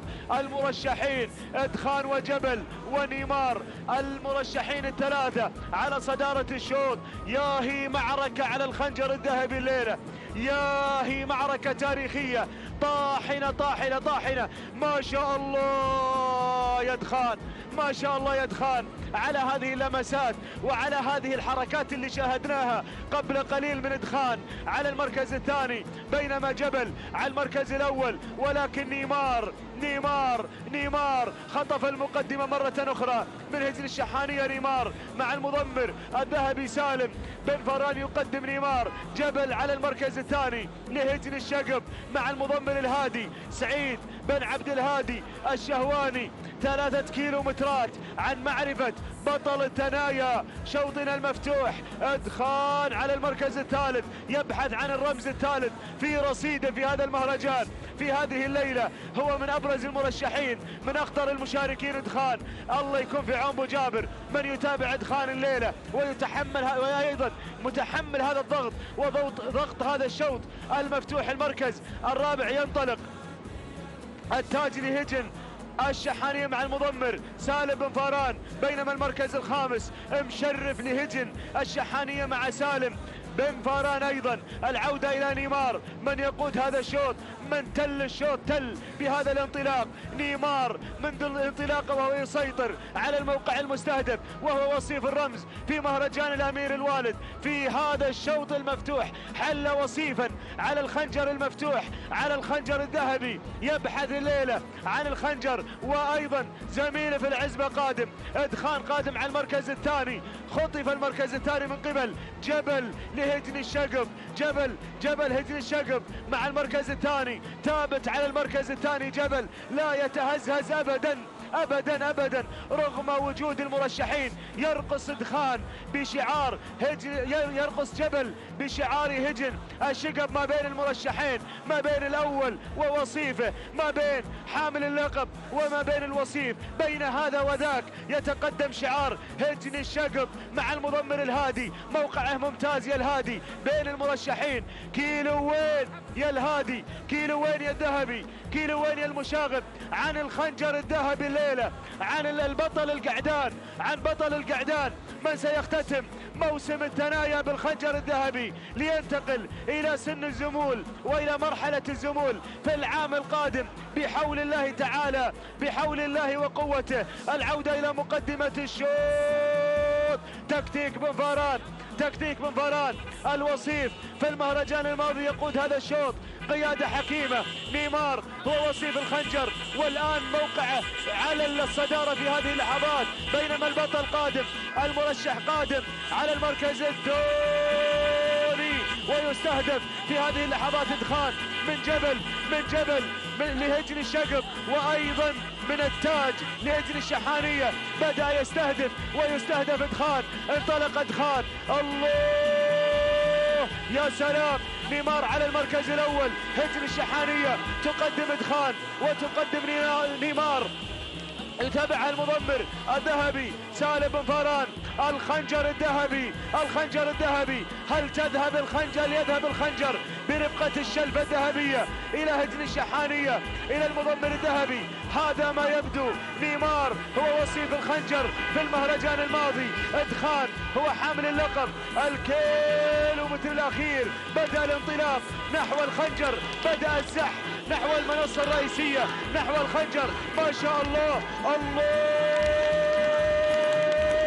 يدخان، الله يدخان. انطلق إدخان والعصا في الابطال، والعصا في الابطال، ولكن نيمار يتحرك بالأوامر، ولكن إدخان انطلاق ذاتي، انطلاق تلقائي. الله، التاج قادم، هجن الشحانية قادمة، المشاغب قادم، ولكن إدخان يضيف الخنجر الثالث، يضيف الخنجر الذهبي الثالث في رصيده. سلام يا إدخان، سلام، سلام يا هجن الشحانية، سلام.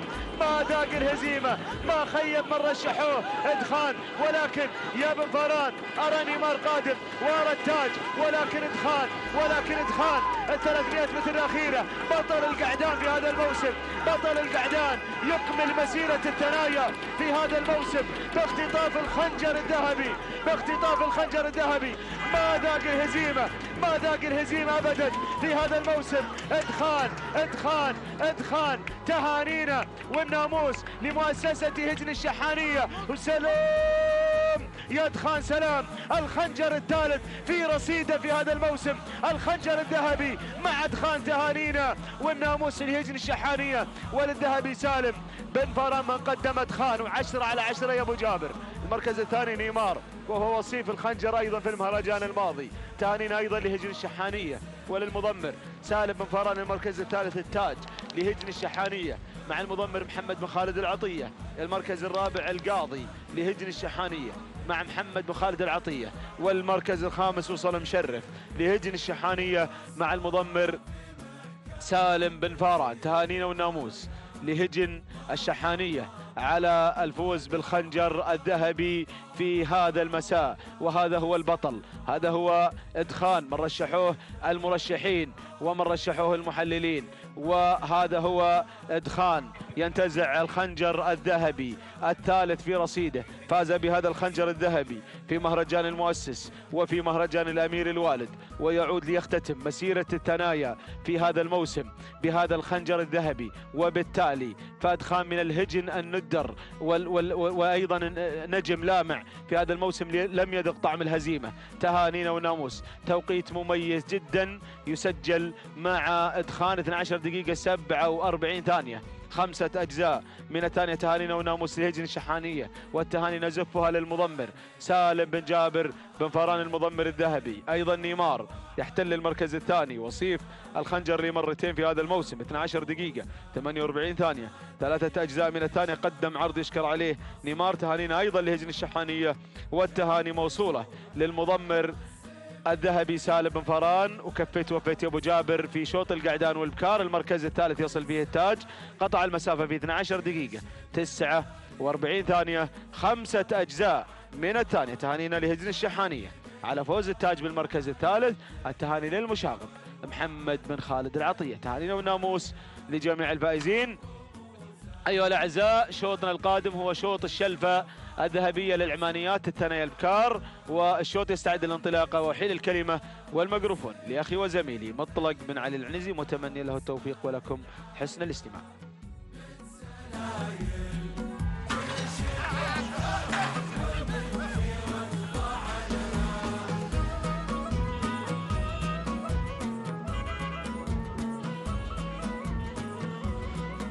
بسم الله الرحمن الرحيم. أيها الإخوة المتابعون في كل مكان، مرحبا بحضراتكم في هذا اليوم الخاص بسن الثنايا في هجن أصحاب السمو والشيوخ والسعادة ضمن هذا المهرجان السنوي الكبير على سيف حضرة صاحب السمو الشيخ تميم بن حمد بن خليفة الثاني أمير البلاد المفدى يحفظه الله ويرعاه. تابعنا الأشواط المفتوحة الرئيسية قبل لحظات، وكان للشعار الأدعم حضوره في هذا المساء مع أول الأشواط الرئيسية والشلفة الذهبية الخاصة بالإبكار. كانت الشيذمان حاضرة بشعار هجن الشحانية، وكان أيضا دخان حاضر بشوط الخنجر الذهبي الخاص بالشوط المفتوح، طبعا بتضمير سالم بن فهران المري الذي قادهما بكل قوة في هذا المساء لينتزع الأشواط الرئيسية. شوط لا يقل أهمية أخواني متابعينا مشاهدينا الكرام في كل مكان عن الشوط الماضي. هو شوط خاص بالإبكار وله جائزة شلفة ذهبية خاصة بالإبكار العمانيات. توكلنا على الله وانطلقنا مع هذه الأسماء. البداية مع من؟ هذه الوذنة اللي تحتل المركز الأول، شعار هجن الشحانية بقيادة المضمر جابر بن سالم بن فهران المري. المركز الثاني غزوين، مرحبا بغزوين القادمة من سلطنة عمان، ضيفة الميدان مع شعار هجن البشاير. مرحبا بهذا الشعار الكبير. ينطلق على المركز الثاني بقيادة من؟ عبيد بن محمد بن حمد الوهيبي الطامح والطامع لتحقيق رمز آخر مع هذا المسار ومع هذا الشعار. نقلة أخرى إلى المركز الثالث شعار هجن الشحانية. على المركز الثالث شعار هجن الشحانية عند محمد بن خالد بن عبد الله العطية. المركز الرابع تدخل الريهجان على المركز الرابع لهجن الشحانية، والقيادة عند من؟ عند جابر بن سالم بن فهران يقودها ويقود العزوم اللي تحتل المركز الخامس بشعار هذه المؤسسة العملاقة مؤسسة هجن الشحانية. إذن المركز الرابع والخامس كلاهما مع المضمر جابر بن سالم بن فهران المري. هذه النتيجة متابعينا مشاهدينا الكرام، هذه النتيجة الأولى لهذه المجموعة المتقدمة والمنطلقة من مسار 8 كيلومترات بهذه الأجواء الرياضية اليوم. الله، اقترب موعد الختام يا أخواني، اقتربنا من السيوف، اقتربنا من ختام أمير البلاد المفدى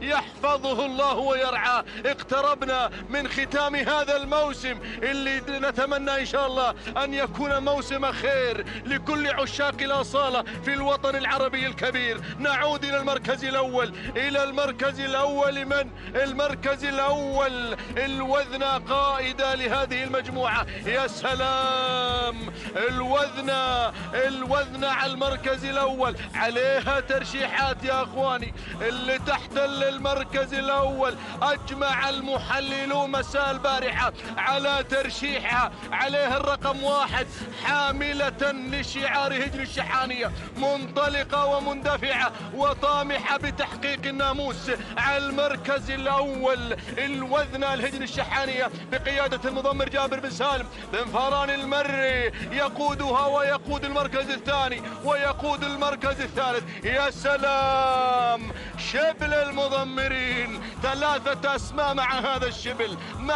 الشبل. هنا ينطلق على المركز الأول والثاني والثالث. يا سلام، هذا هو شعار هجن الشحانية. شوفوا المركز الثاني الريهجان، شوفوا المركز الثالث العزوم بقيادة المضمر الشبل جابر بن سالم بن فهران المري. المركز الرابع الضيفة القادمة من سلطنة عمان. على المركز الرابع غزوين لهجن البشاير يقودها عبيد بن محمد الوهيبي. المركز الخامس هذه هجر على المركز الخامس بشعار هجن الشحانية. على المركز الخامس يقودها المضمر محمد بن خالد بن عبد الله العطية. هذا النداء الثاني يا أخواني، النداء الثاني نحو الشلفة الذهبية والسيارة BMW. يا سلام يا سلام يا لهذه الجائزة الثمينة في هذا الشوط، ولكن الأغلى رمزا من رموز هذا المهرجان ألا وهي الشلفة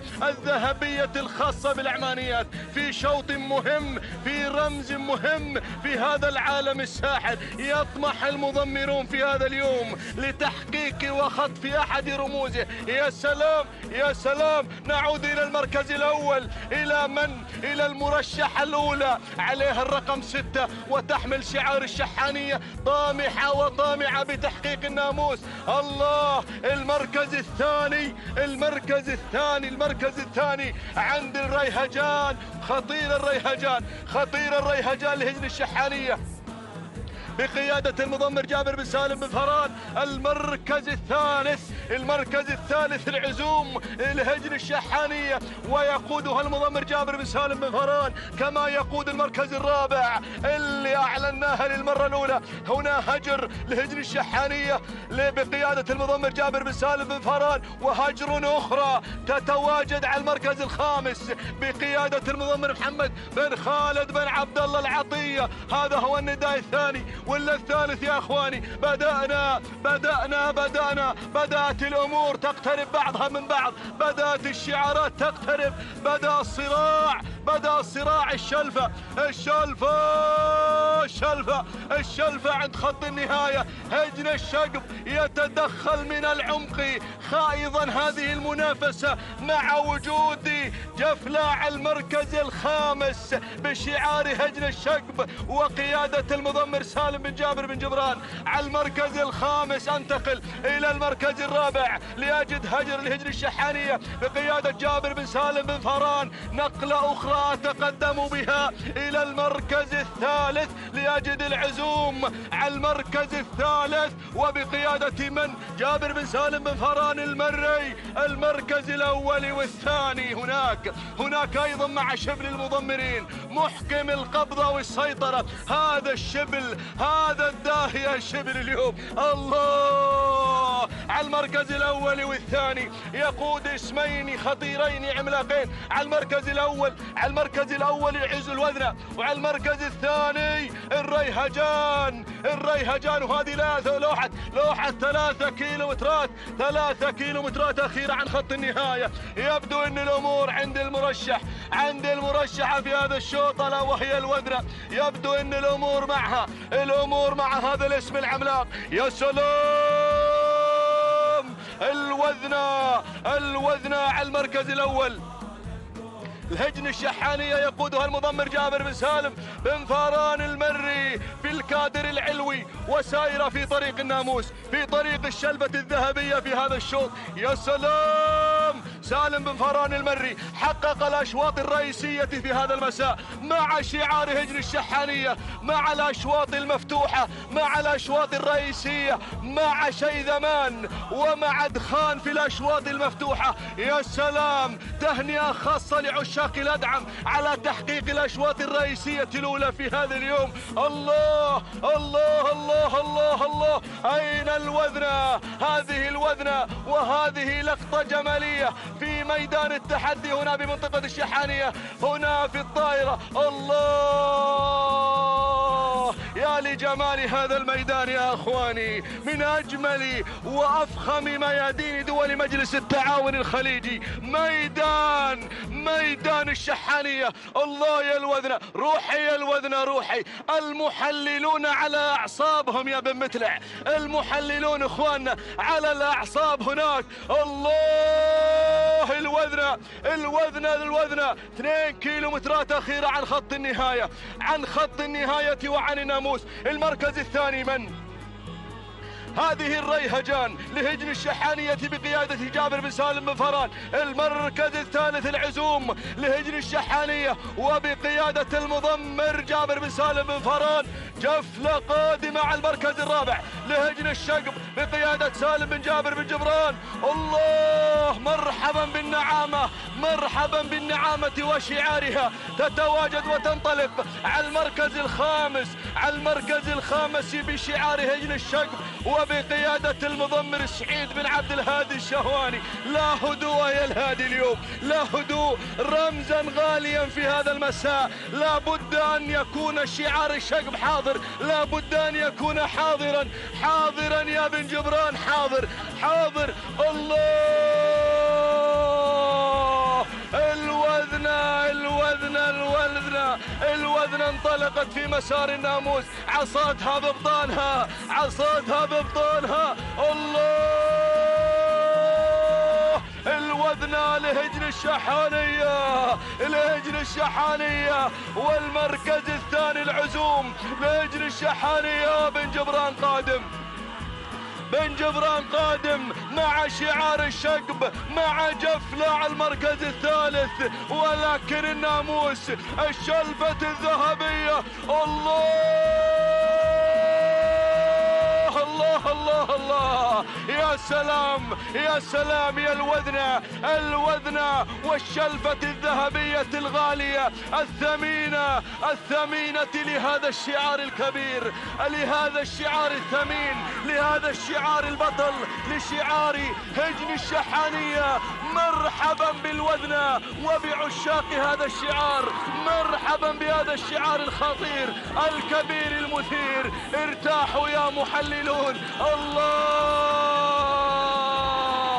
هذه الوذنة المرشحة المصنفة البطلة حققت الناموس، حققت النقاط الثلاث للمحللين. الله الله الله، بدون أي أوامر، لكن الريهجان ولكن العزوم قادمة قادمة. ولكن نهني هجن الشحانية وتهنئة على فوز الوذنة بالمركز الأول وتحقيقها للشلفة الذهبية والسيارة BMW. تهانينا والناموس لهذه المؤسسة الغالية على تحقيق هذا الناموس في هذا الشوط الرئيسي الخاص بالعمانيات. المركز الثاني العزوم لهجن الشحانية، والمركز الثالث جفلة لهجن الشقب.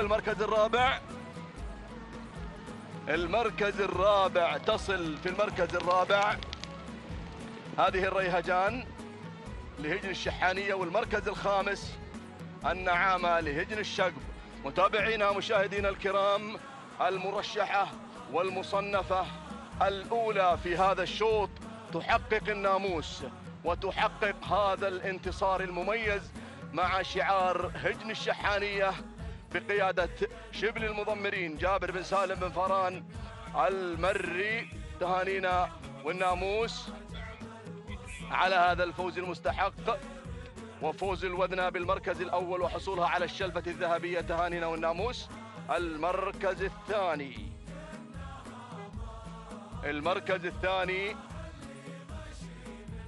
خلونا نشوف توقيت الوذنة الفائزة بالشلفة الذهبية. تهانينا والناموس. هذه لحظة وصولها إلى خط النهاية، لحظة وصولها إلى خط النهاية. ما شاء الله، التوقيت اللي سجل مع الوذنة 12 دقيقة 11 ثانية 37 جزء من الثانية. تهانينا والناموس لهجن الشحانية على انتزاع وتحقيق صاحبة المركز الأول ألا وهي الوذنة هجن الشحانية بقيادة جابر بن سالم بن فران. المركز الثاني العزوم، التوقيت الزمني 12 دقيقة 13 ثانية 65 جزء من الثانية. تهنئة أيضا لشبل المضمرين جابر بن سالم بن فران المري. وجفلة وصلت بالمركز الثالث مع شعار هجن الشقب بقيادة المضمر سالم بن جبران. التوقيت الزمني لحظة وصولها إلى خط النهاية 12 دقيقة 18 ثانية 12 جزءا من الثانية. تهانينا والناموس لجميع الفائزين. تهنئة لعشاق الأدعم على تحقيق الرموز الثلاثة في هذا المساء، ليبقى رمزا آخر من رموز هذا المهرجان الغالي في هذه الأشواط الرئيسية الذهبية. ويسرني أن أنقل الميكروفون للزميل عادل بن عزيز المطيري.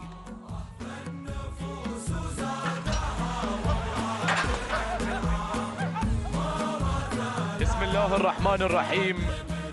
بسم الله نبدأ مشاهدينا متابعينا في كل مكان.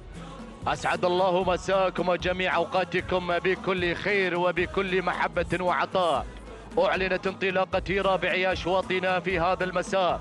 شوط الرمز الرابع ينطلق شوط الخنجر الذهبية لشوط الثنايا القعدان من مسافة 8 كيلومترات. هي مسافة هذا الشوط، وبانطلاقة شعارات أصحاب السمو والشيوخ بمنافسة قوية، منافسة مشرفة تجمع هذه الشعارات بميدان التحدي، ميدان التحدي الذي دائما يرحب بهذه الشعارات ويرحب دائما بهذه الأسماء التي تتواجد بانطلاقة أشواط الرموز.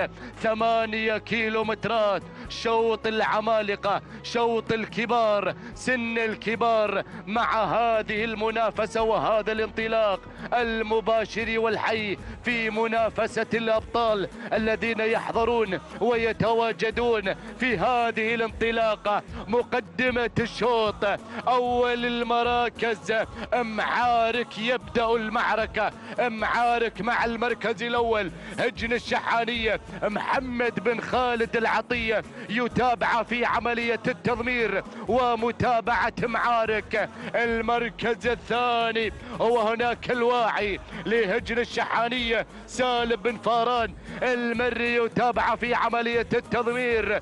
المركز الثالث هناك العساس هجن الغرافة سالم بن عامر المدهوشي، يتابع أيضا انطلاقة العساس على المركز الثالث. بينما المركز الرابع هناك المركز الرابع شغموم هجن الشحانية جابر بن سالم بن فاران المري، أحد الأسماء المرشحة في هذا الشوط وفي هذا الانطلاق. بينما المركز الرابع أو المركز الخامس هناك المركز الخامس، يا سلام، وصل كفو مع المركز الخامس هجن الشحانية سالم بن فاران المري، أيضا أحد الأسماء القوية المشاركة في هذا الشوط. هذه الخمسة المراكز الأولى، نداؤنا الأول للأسماء الحاضرة المثبتة للوجود في أيضا الخمس المراكز الأولى. نعود إلى مقدمة الشوط، إلى المراكز الأولى، إلى المتألقين، إلى الحاضرين، إلى المتواجدين، إلى المتنافسين. هناك على المقدمة هناك أيضا العطية وبن فاران يحضرون يتنافسون بمنافسة مشرفة في أرضية ميدان التحدي. يا سلام، لا زال معارك على مقدمة الشوط، يعارك الصدارة، يعارك اللقب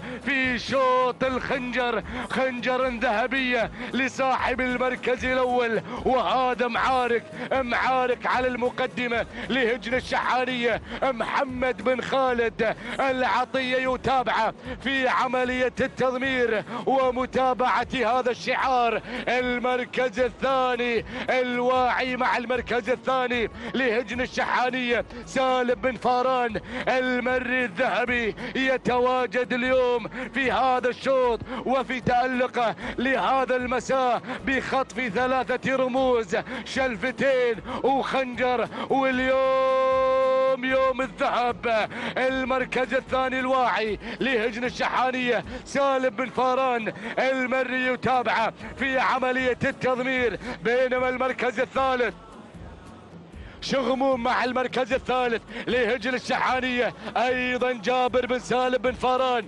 المري، يتابع في عملية التضمير. هناك هجن الغرافة مع العساس أو العساس، نعم العساس لهجن الغرافة سالم بن عامر المدهوشي من يتابع أيضا انطلاقة العساس على المركز الرابع اللي وصل مع المركز الخامس. هناك الواعي أيضا لهجن الشحانية محمد بن خالد العطية، من يتابع الواعي ويتابع معارك في هذا التحدي، في هذه المنافسة، في هذا الإبداع. لجميع المضمرين الذين يحضرون بمتابعة هذا الشعار، شعار ومؤسسة هجن الشحانية التي تتألق في مساء الرموز، في مساء هذا اليوم، في هذه المعركة، في هذه المعركة، في أشواط الذهب، أشواط الذهب. لكن الخمسة المراكز الأولى بوفائها وتمامها أذعناها على حضراتكم. نعود إلى المقدمة، نعود إلى المعارك، نعود مع معارك الذي لا زال يعارك من بداية ال8 كيلومترات، لا زال محافظا على هذا المركز ومتربعا على عرش هذا الشوط. في رصيد خنجر، في رصيد خنجر، في مهرجان المؤسس. واليوم يوم الذهب، اليوم يوم الشلفة، واليوم يوم الخنجر. ولكن هناك معارك لا زال يحضر ويثبت الوجود على المقدمة مع محمد بن خالد العطية، يتابع في عملية التضمير ومرافقة الواعي. أيضا من يتابع الواعي محمد بن خالد العطية والملكية لهجن الشحانية. 4 كيلومترات ودعناها وما تبقى إلا ال4 كيلومترات الأخيرة المتبقية على نهاية الشوط. المركز الثالث أيضا وصل مشاهدينا الأعزاء شغموم لهجن الشحانية، جابر بن سالم بن فاران المري من يتابع أيضا شغموم على المركز الثالث. المركز الرابع مصيحان مع المركز الرابع لهجن الشحانية، محمد بن خالد العطية متابعا لمصيحان على المركز الرابع. المركز الخامس، المركز الخامس هناك الواعي هجن الشحانية سالم بن فاران المري من يتابع أيضا انطلاقة الواعي. لكن كفو يصل إلى المركز الخامس مع هجن الشحانية. هذا هو كفو، أيضا أحد الأسماء الخطيرة المشاركة في هذا الشوط سالم بن فاران المري من يتابع أيضا انطلاقة كفو على خامس المراكز. لكن نعود مع أيضا هناك العطية الذي متصدرا للمركز الأول والثاني والثالث. الله يا سلام، لا زالت هجن الشحانية تحضر وتتألق في هذا الشوط، في هذا الشوط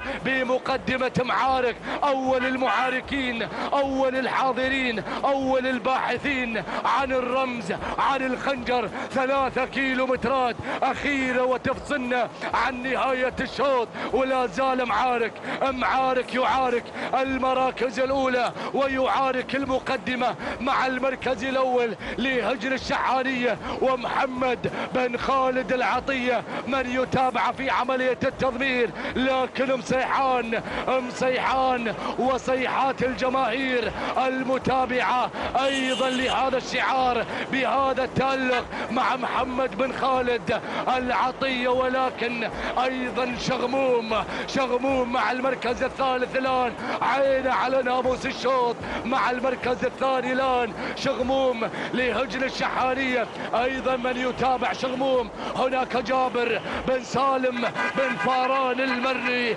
أيضا المقدمة، المقدمة هناك ما بين مصيحان وما بين الواعي، الواعي لهجن الشحانية محمد بن خالد العطية يتابع في عملية التضمير ومتابعة لهذا الشعار الذي انطلق مباشرة نحو الصدارة ونحو الناموس المرتقب ما بين الأسماء. 8 أسماء تشارك في هذا الرمز. ندر السبق من تشارك في هذا الشوط، ولكن ولع الشوط وانطلق شغموم على مقدمة الشوط لهجن الشحانية. جابر بن سالم بن فاران المري يتابع شغموم على المركز الأول على مقدمة الشوط على الصدارة في هذا التألق المتميز للشبل. من يتابع انطلاقة شغموم على مقدمة الشوط وعلى الصدارة على الناموس المرتقب ما بين الأسماء في هذه المنافسة في شوط الذهب شوط الخنجر. اتحرك مصيحان مع المركز الثاني لهجن الشحانية محمد بن خالد العطية. يتابع مصيحان في عملية الترمير. سلام وصل مشاهدين الاعزاء وصل كفو مع المركز الثالث لهجن الشحانيه سالم بن فاران المري. من يتابع في عمليه التضمير ومتابعه كفو على المركز الثاني احد الاسماء الخطيره المشاركه في هذا الشوط في هذا الرمز في هذا ايضا التحدي ما بين الاسماء. 4 اسماء تتنافس على الصداره على الخنجر الذهبي. يا سلام هناك شغموم على مقدمة الشوط على المركز الأول هجن الشحانية جابر بن سالم بن فاران المري. من يتابعه في عملية التضمير الكيلومتر الأخير الخطير الذي يفصل المشاركين بهذا الناموس المرتقب. ولكن الذهبي ما الذي تفعله اليوم يا الذهبي ب4 رموز. يا حبك للرمز هذا هو كفو احد الاسماء الخطيره هجن الشحانيه وبن فاران يحضر اليوم ثبت الوجود. كفو والذهبي. عز الله انك اليوم كفو يا الذهبي عز الله انك كفو. هذا هو الذهبي تألق ب4 رموز حقق الإنجاز بشلفتين وخنجرين ذهبية. الذهب ما يعشق إلا الذهب دائما مع الذهب. هجن الشحانية هي التي تألقت وحققت الإنجاز. يا كفو انطلق كفو نحو الناموس. تهانينا وألف مبروك لهجن الشحانية وتهانينا للذهبي سالم بن فاران المري الذي حقق 4 رموز في هذا المساء. تهانينا وألف مبروك. هذه لحظات وصول كفو إلى خط النهاية. المركز الثاني شغموم لهجن الشحانية المركز الثالث مصيحان لهجن الشحانية. المركز الرابع وينك يا المركز الرابع بانتظار صاحب المركز الرابع. هناك أيضا معارك لهجن الشحانية 5 المراكز الواعي لهجن الشحانية. تهانينا مشاهدينا متابعينا بكل مكان لهجن الشحانية بهذا التألق المتميز. وكان أيضا كفو من حقق هذا الإنجاز في هذا الناموس المرتقب في هذا الإنجاز الذي يتألق الذهبي سالم بن فاران المري الذي حقق 4 رموز في هذا المساء. تهانينا يا الذهبي على هذا الإنجاز المتميز الذي أتحفت الجميع ومحبينك ومشاركينك أيضا في هذه الفرحة. هذا هو الواعي أو كفو الذي حقق الإنجاز وتوقيته الزمني. لحظات وصول كفو إلى خط النهاية في هذا الخنجر الذهبي شوط العمانيات. التوقيت الزمني لحظات وصول كفو إلى خط النهاية معلن الفوز والناموس. توقيته الزمني التوقيت الزمني يصل كفو لهجن الشحانية 12 دقيقة 22 7 أجزاء من الثانية. تهانينا لهجن الشحانية وتهانينا للذهبي سالم بن فاران المري. المركز الثاني شغموم لهجن الشحانية 12 دقيقة 24 7 أجزاء من الثانية. تهانينا أيضا لجابر بن سالم بن فاران. المركز الثالث مصيحان لهجن الشحانية 12 دقيقة 26 6 أجزاء. تهانينا أيضا لمحمد بن خالد العطية. تهانينا والناموس.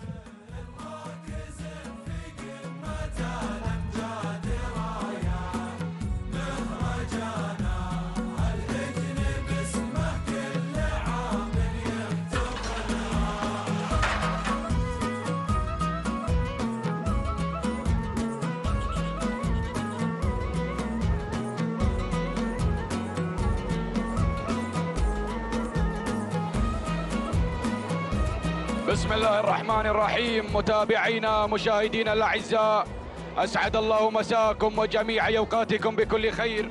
أحييكم وأرحب بكم أجمل وأطيب تحية. إذا متابعينا الأعزاء، انطلاقة شوطنا الخامس للإبكار الثنايا ومن مسافة 8 كيلومترات. جائزة هذا الشوط تويوتا ستيشن جيكس. إذا متابعينا الأعزاء، انطلقت الأسماء واندفعت الشعارات لتزين أرضية هذا الميدان. أتقدم مباشرة مع المركز الأول، أتقدم مع الهدارة لهجن الشحانية جابر بن سالم بن فاران المري، من يتقدم مع المركز الأول مقدما لنا الهدارة على أول الأسماء. المركز الثاني تصل في ثاني الأسماء، تتقدم مع المركز الثاني سلسال مع المركز الثاني هجن الشحانية سالم بن فاران المري، من يقدم لنا سلسال مع المركز الثاني والمركز الثالث. ثالث التحديات، ثالث الأسماء تصل وتتقدم على المركز الثالث.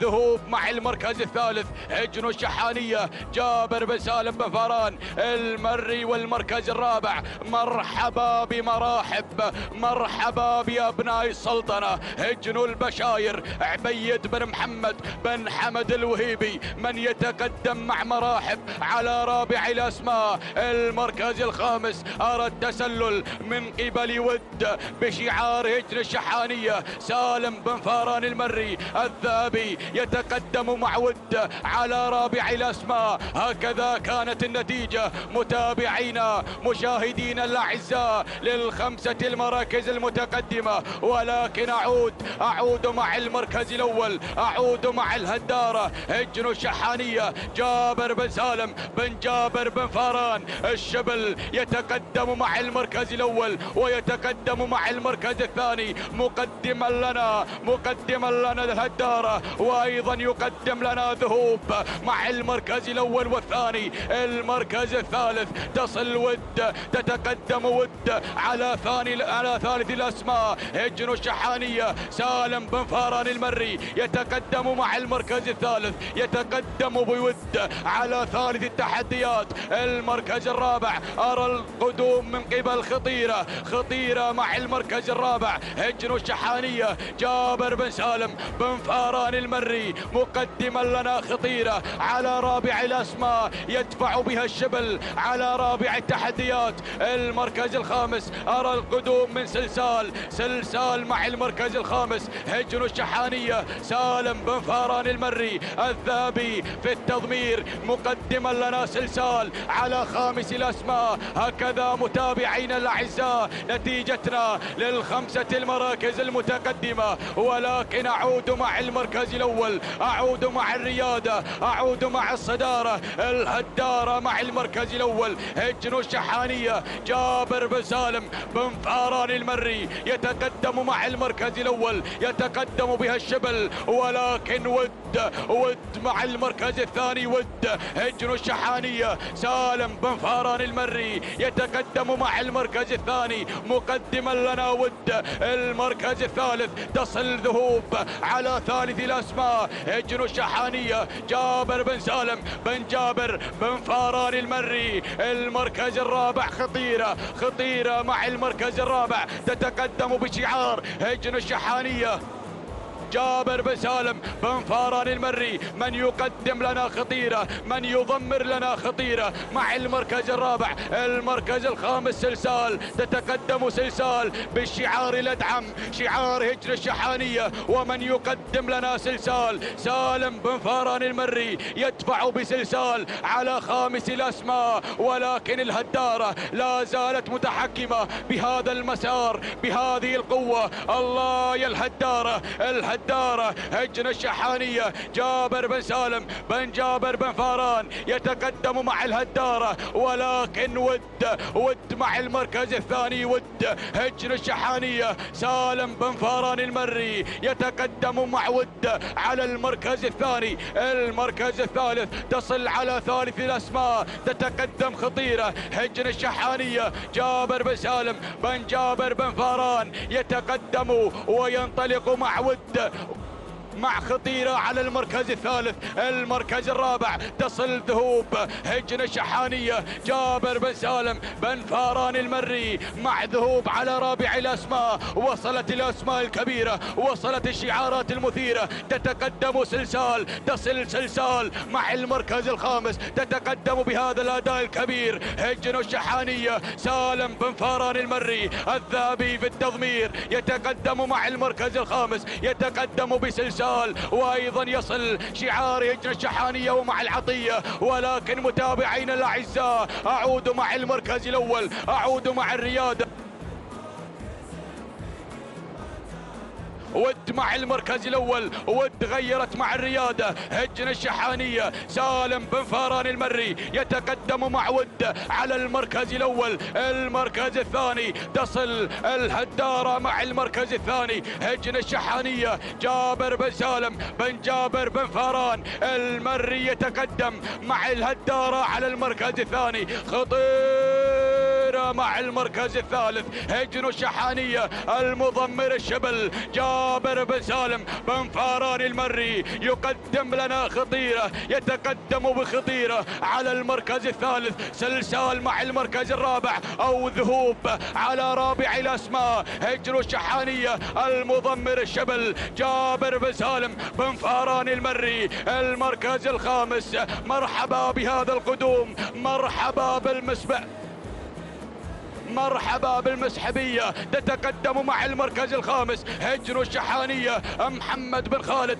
بن عبد الله العطية، وأيضا تصل على رابع الأسماء، تتقدم عجيبة لهجن الشحانية ومحمد بن خالد بن عبد الله العطية. ولكن أعود مع المركز الأول، أعود مع الريادة، أعود مع الصدارة، أعود مع ود مع المركز الأول هجن الشحانية سالم بن فاران المري من يتقدم مع ود على المركز الأول. ولكن الهدارة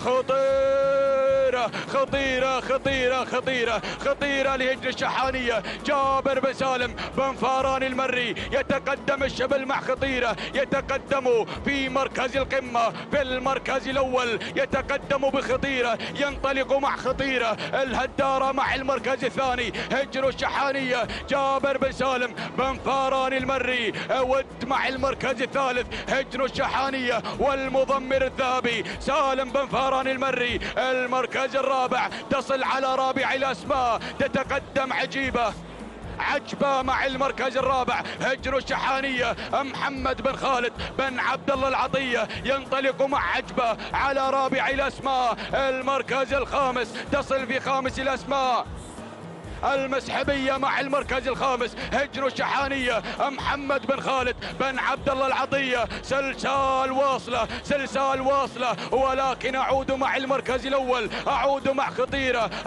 خطيرة، الله يا خطيرة، تنطلق مع المركز الأول هجن الشحانية جابر بن سالم بن فاران المري، ينطلق مع خطيرة على المركز الأول. الهدارة مع المركز الثاني، الهدارة على ثاني الأسماء هجن الشحانية جابر بن سالم بن فاران المري. عجبة مع المركز الثالث هجن الشحانية المشاغب محمد بن خالد بن عبد الله العطية، يتقدم مع عجبة على ثالث الأسماء. المركز الرابع ود مع المركز الرابع هجن الشحانية الذهبي سالم بن فاران المري، وأيضا المسحبية مع المركز الخامس، المسحبية هجن الشحانية المشاغب محمد بن خالد بن عبد الله العطية. ولكن خطيرة لا زالت متحكمة بهذا المسار، لا زالت متحكمة بهذا الانطلاق هجن الشحانية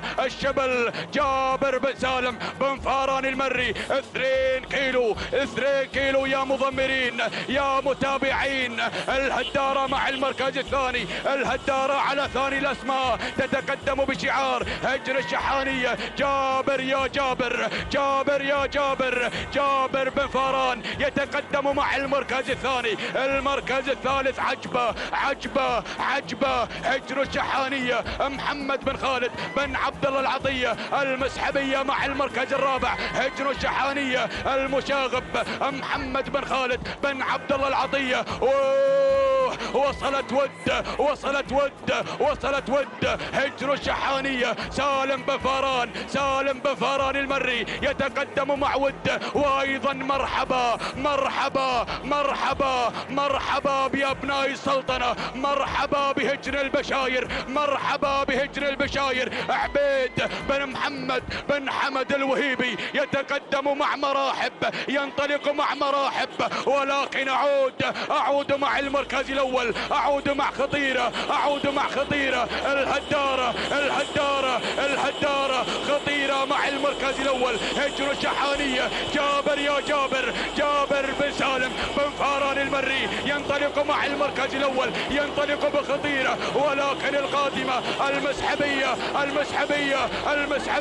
هجن الشحانية. المشاغب محمد بن خالد بن عبد الله العطية. ود مع المركز الثالث. هجن الشحانية. سالم بن فاران المري، ولكن خطيرة المسحبية. الله، اللحظات الأخيرة، الأمتار الأخيرة، خطيرة مع المركز الأول. الشبل المشاغب الذهبي. الأمتار الأخيرة، اللحظات المثيرة. الله، خطيرة. ود خطيرة الأمتار الأخيرة، اللحظات الأخيرة. الشبل والذهبي والمشاغب. الشعار الأدعم، شعار هجن الشحانية. خطيرة وود والمسحبية. الله، خطيرة وادعتهم واعلنت حالة طوارئ. سمعت الجهاز وطارت مستديرة تبهر الجمهور والركض انتحاري. اذكر الله ذكرتني بالجزيرة. خطيرة سلام هجن الشحانية. سلام الشبل. جابر بن سالم بن فاران المري. الشبل. سلام يا الشبل. تهانينا والناموس لهجن الشحانية على انتزاع خطيرة للمركز الأول والمضمر الشبل. جابر بن سالم بن فاران المري المركز الثاني.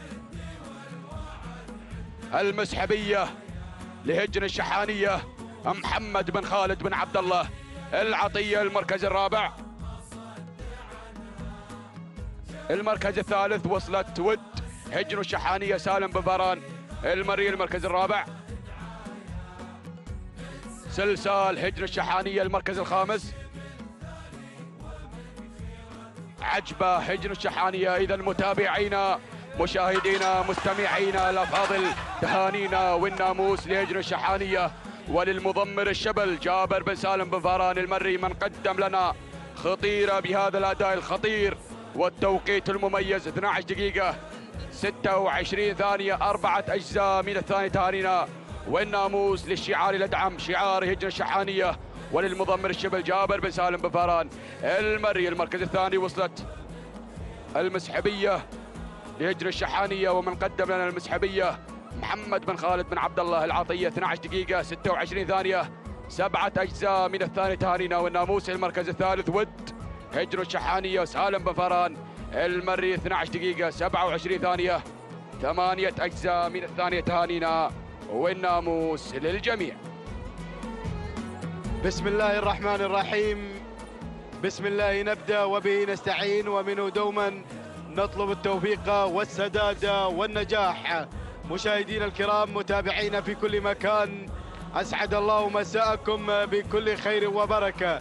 نرحب بكم في هذه الأمسية التراثية وفي منافسات سن الثنايا ضمن هذه الأشواط المفتوحة والخاصة بشعارات أصحاب السمو والشيوخ والسعادة.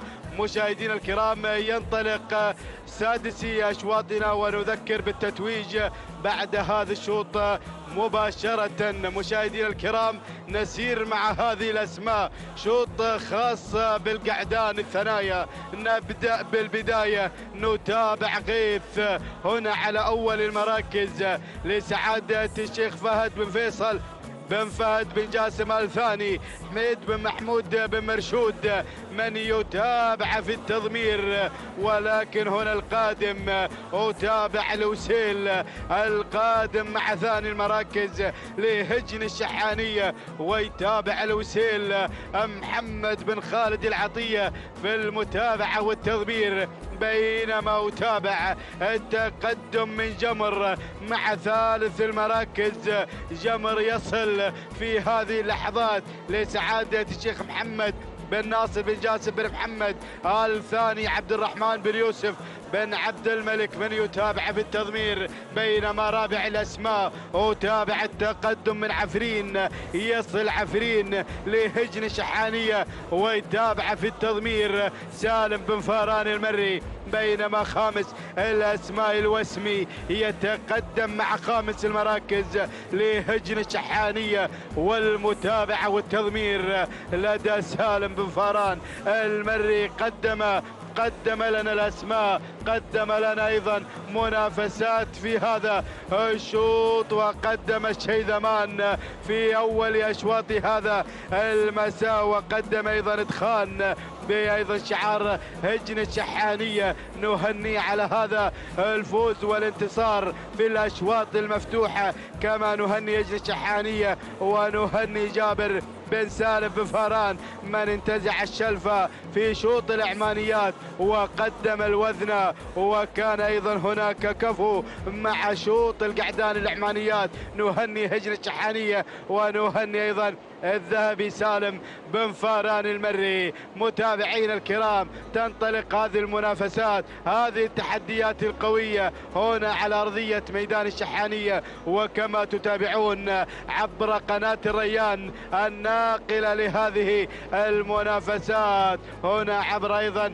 هذا الميدان رياضتنا العربية الأصيلة المتواصلة دائما، وهذا الحضور المميز. نتابع مشاهدينا الكرام بينما نتابع هذه الأشواط القوية ونسير هنا ونعود مجددا مع البداية. أتابع غيث هنا على الصدارة لسعادة الشيخ فهد بن فيصل بن فهد بن جاسم الثاني، حميد بن محمود بن مرشود من يتابع في التضمير، من يقدم غيث هنا على البداية والصدارة، بينما أتابع الوسيل القادم مع ثاني المراكز لهجن الشحانية بمتابعة المشاغب محمد بن خالد العطية. يتابع الوسيل القادم مع ثاني المراكز، بينما يتابع الجمر من يصل مع ثالث المراكز لسعادة الشيخ محمد بن ناصر بن جاسم بن محمد الثاني، عبد الرحمن بن يوسف بن عبد الملك في المتابعة والتضمير، بينما رابع الأسماء القادم دامس ينضم في هذه اللحظات. دامس لهجن الشحانية القادم مع رابع المراكز بمتابعة محمد بن خالد العطية. خامس الأسماء هنا تواجد من عفرين لهجن الشحانية، والمتابعة والتضمير لدى سالم بن فاران المري. الله يا الأسماء المنطلقة في هذا التحدي، في هذا الاندفاع المميز مشاهدينا الكرام. ولكن هناك الصدارة مع غيث هناك في البداية يقود المسيرة، يقود هذه القعدان في شوط الختام. الله يا غيث هنا على البداية والصدارة لسعادة الشيخ فهد بن فيصل بن فهد بن جاسم الثاني، حميد بن محمود بن مرشود في المتابعة والتضمير. تابع أيضا هذا الأداء والانطلاق هناك من خلال تواجد أيضا غيث على البداية، ولكن نتابع الوسيل القادم مع ثاني المراكز لهجن الشحانية. يتابع في التضمير محمد بن خالد العطية، ولكن القادم وصل دامس يصل مع ثالث المراكز ويتقدم في هذه اللحظات. دامس لهجن الشحانية بمتابعة محمد بن خالد العطية. وهنا عفرين مع رابع المراكز لهجن الشحانية، وأتابع أيضا القادم مبلش هنا لهجن الشحانية.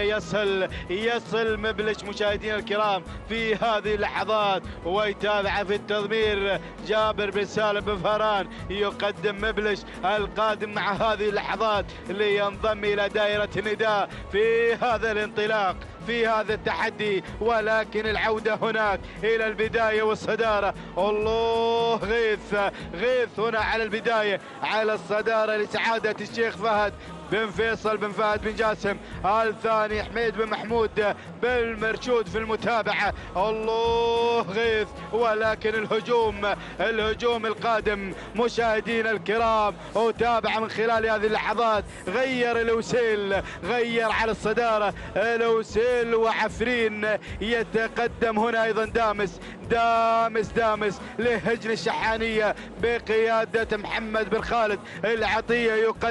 يقدم لنا الوسيل ويقدم دامس في هذا الانطلاق. ولكن غيث هنا قادم، يعودنا مع ثالث المراكز غيث. ولكن أتابع التقدم هنا من عفرين لهجن الشحانية، ومبلش أيضا القادم في هذه اللحظات لهجن الشحانية. الله الله الله، هناك الأمور، هناك التغيير والانطلاق على الصدارة مشاهدينا الكرام مع الوسيل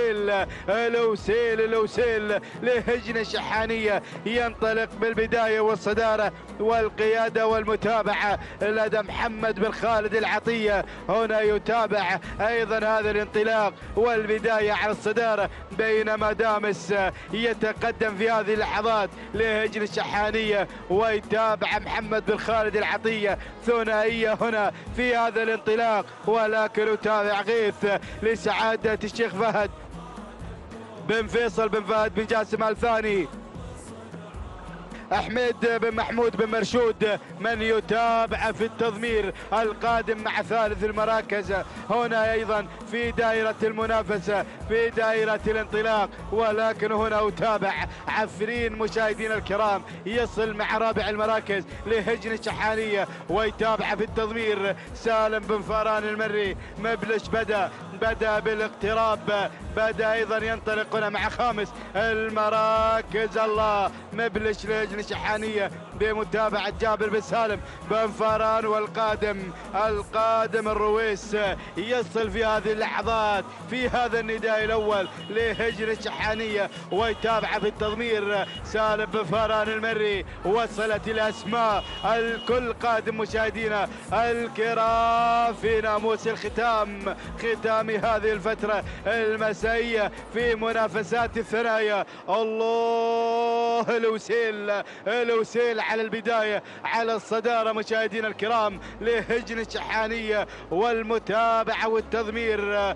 لدى محمد بن خالد العطية. يقدم الوسيل، ولكن عفرين يتقدم في هذه اللحظات هنا مع ثاني المراكز لهجن الشحانية. الله الله، عفرين بمتابعة سالم بن فاران المري، والرويس قادم ومبلش قادم. الله، اشتدت المنافسة. الله الله الله، مبلش وهنا الرويس القادمون في هذه اللحظات. ولكن الوسيل ما زال مع الصدارة، ما زال في الانطلاق. وهنا الرويس يغير على الصدارة مشاهدينا الكرام لهجن الشحانية، ويتابع في التضمير سالم بن فاران المري. وهناك الوسيل يعود مجددا ليظفر أيضا بالمركز الأول، لينطلق على الصدارة. الله الله، عفرين قادم، عفرين من الجانب الآخر لهجن الشحانية. وهنا مبلش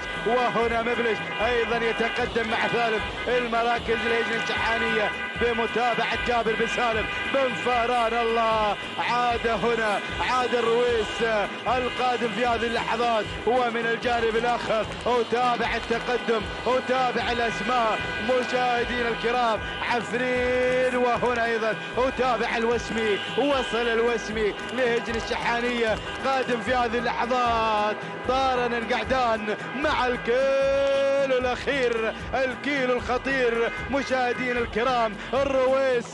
الرويس عفرين والرويس لهجن الشحانية. متابعين الكرام، عفرين يغير على الصدارة لهجن الشحانية بقيادة الذهبي سالم بن فاران المري هنا مع البداية والصدارة، ولكن الخطير الوسيل القادم مع الحزام الأخضر، الوسيل لهجن الشحانية. قادم أيضا المشاغب محمد بن خالد العطية، ومبلش أيضا يتقدم مع ثالث المراكز لهجن الشحانية. وصول من دامس لهجن الشحانية.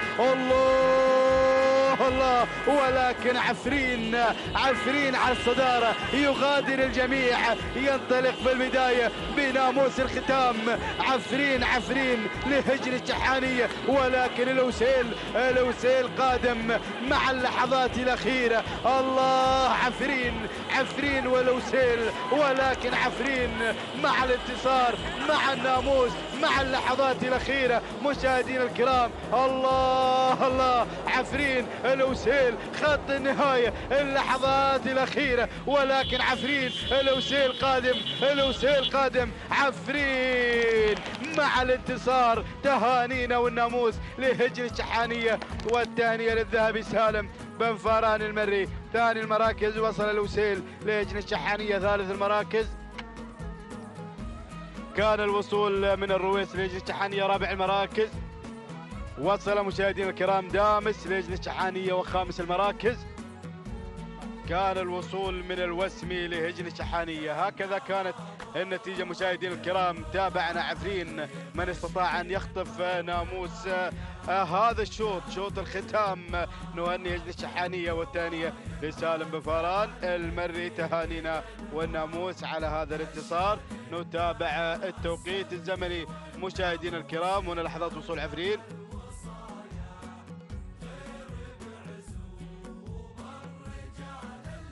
إذا مشاهدينا الكرام، نتابع هنا لحظات الإعادة والتوقيت الزمني. هنا مع عفرين 12 دقيقة 39 ثانية، 6 أجزاء من الثانية. تهانينا والناموس لهجن الشحانية، والثانية للذهبي سالم بن فاران المري. ثاني المراكز وصل الوسيل ب 12 دقيقة 39 ثانية، 8 من الأجزاء من الثانية.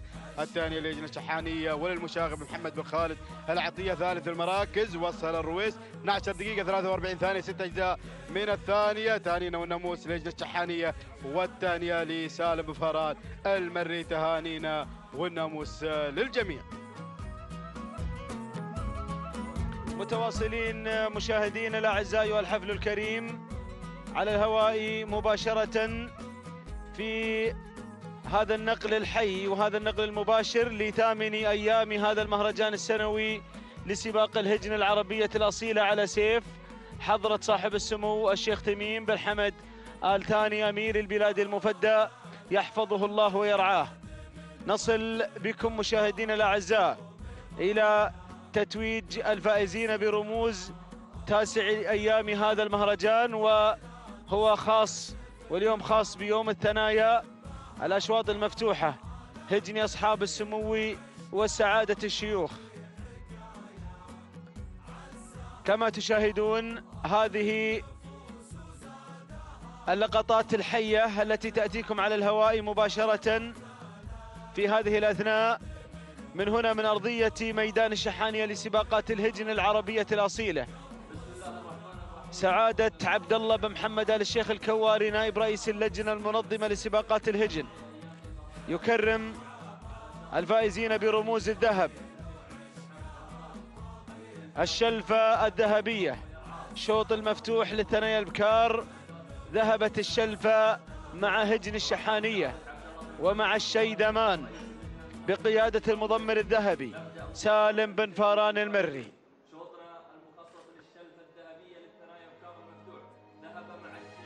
حضرت المنافسة في هذا المهرجان والتوقيتات الزمنية القياسية. هذه الشلفة الذهبية وهذا هو المضمر الذهبي سالم بن فاران يستلم شلفة الشيدمان من سعادة عبد الله بن محمد آل الشيخ الكواري. مبروك يا أبو جابر هذا الفوز وتألق هجن الشحانية. نبارك لهجن الشحانية، مؤسسة هجن الشحانية والقائمين عليها، هذا التألق في هذا المساء. أيضا الخنجر الذهبي فاز به دخان من هجن الشحانية مع المضمر الذهبي سالم بن فاران، من اختطف 3 رموز ذهبية في هذا المساء. أما الآن الشلفة الذهبية وفازت بها الوذنة لهجن الشحانية مع المضمر الشبل جابر بن سالم بن فاران، تهانينا والف مبروك. بينما الخنجر الذهبي الخاص بالثنايا القعدان العمانيات شوط مفتوح للشيوخ فاز به كفو من هجن الشحانية بقيادة المضمر سالم بن فاران، وهذا هو الشبل جابر بن سالم بن فاران وأيضا محمد بن سالم بن فاران يستلمون من سعادة عبد الله بن محمد آل الشيخ الكواري هذا الخنجر الذهبي خنجر كفو، والرموز ال4 الذهبية تذهب الليلة إلى عزبة الذهبي سالم بن فاران وإلى الشبل مع مؤسسة هجن الشحانية. نشاهد الصور واللقطات التذكارية الجميلة مع أنجال سالم بن فاران المضمر الشبل جابر بن سالم بن فاران وأيضا محمد بن سالم بن فاران، واللقطات التذكارية والصور مع نائب رئيس اللجنة المنظمة للسباقات الهجن سعادة عبد الله بن محمد آل الشيخ الكواري، وأيضا الصور التذكارية مع مبارك بن محمد بن بادي مدير السباقات والأنشطة. إذا نصل مشاهدينا الأعزاء إلى ختام التتويج في هذا اليوم، وأنقل الكلمة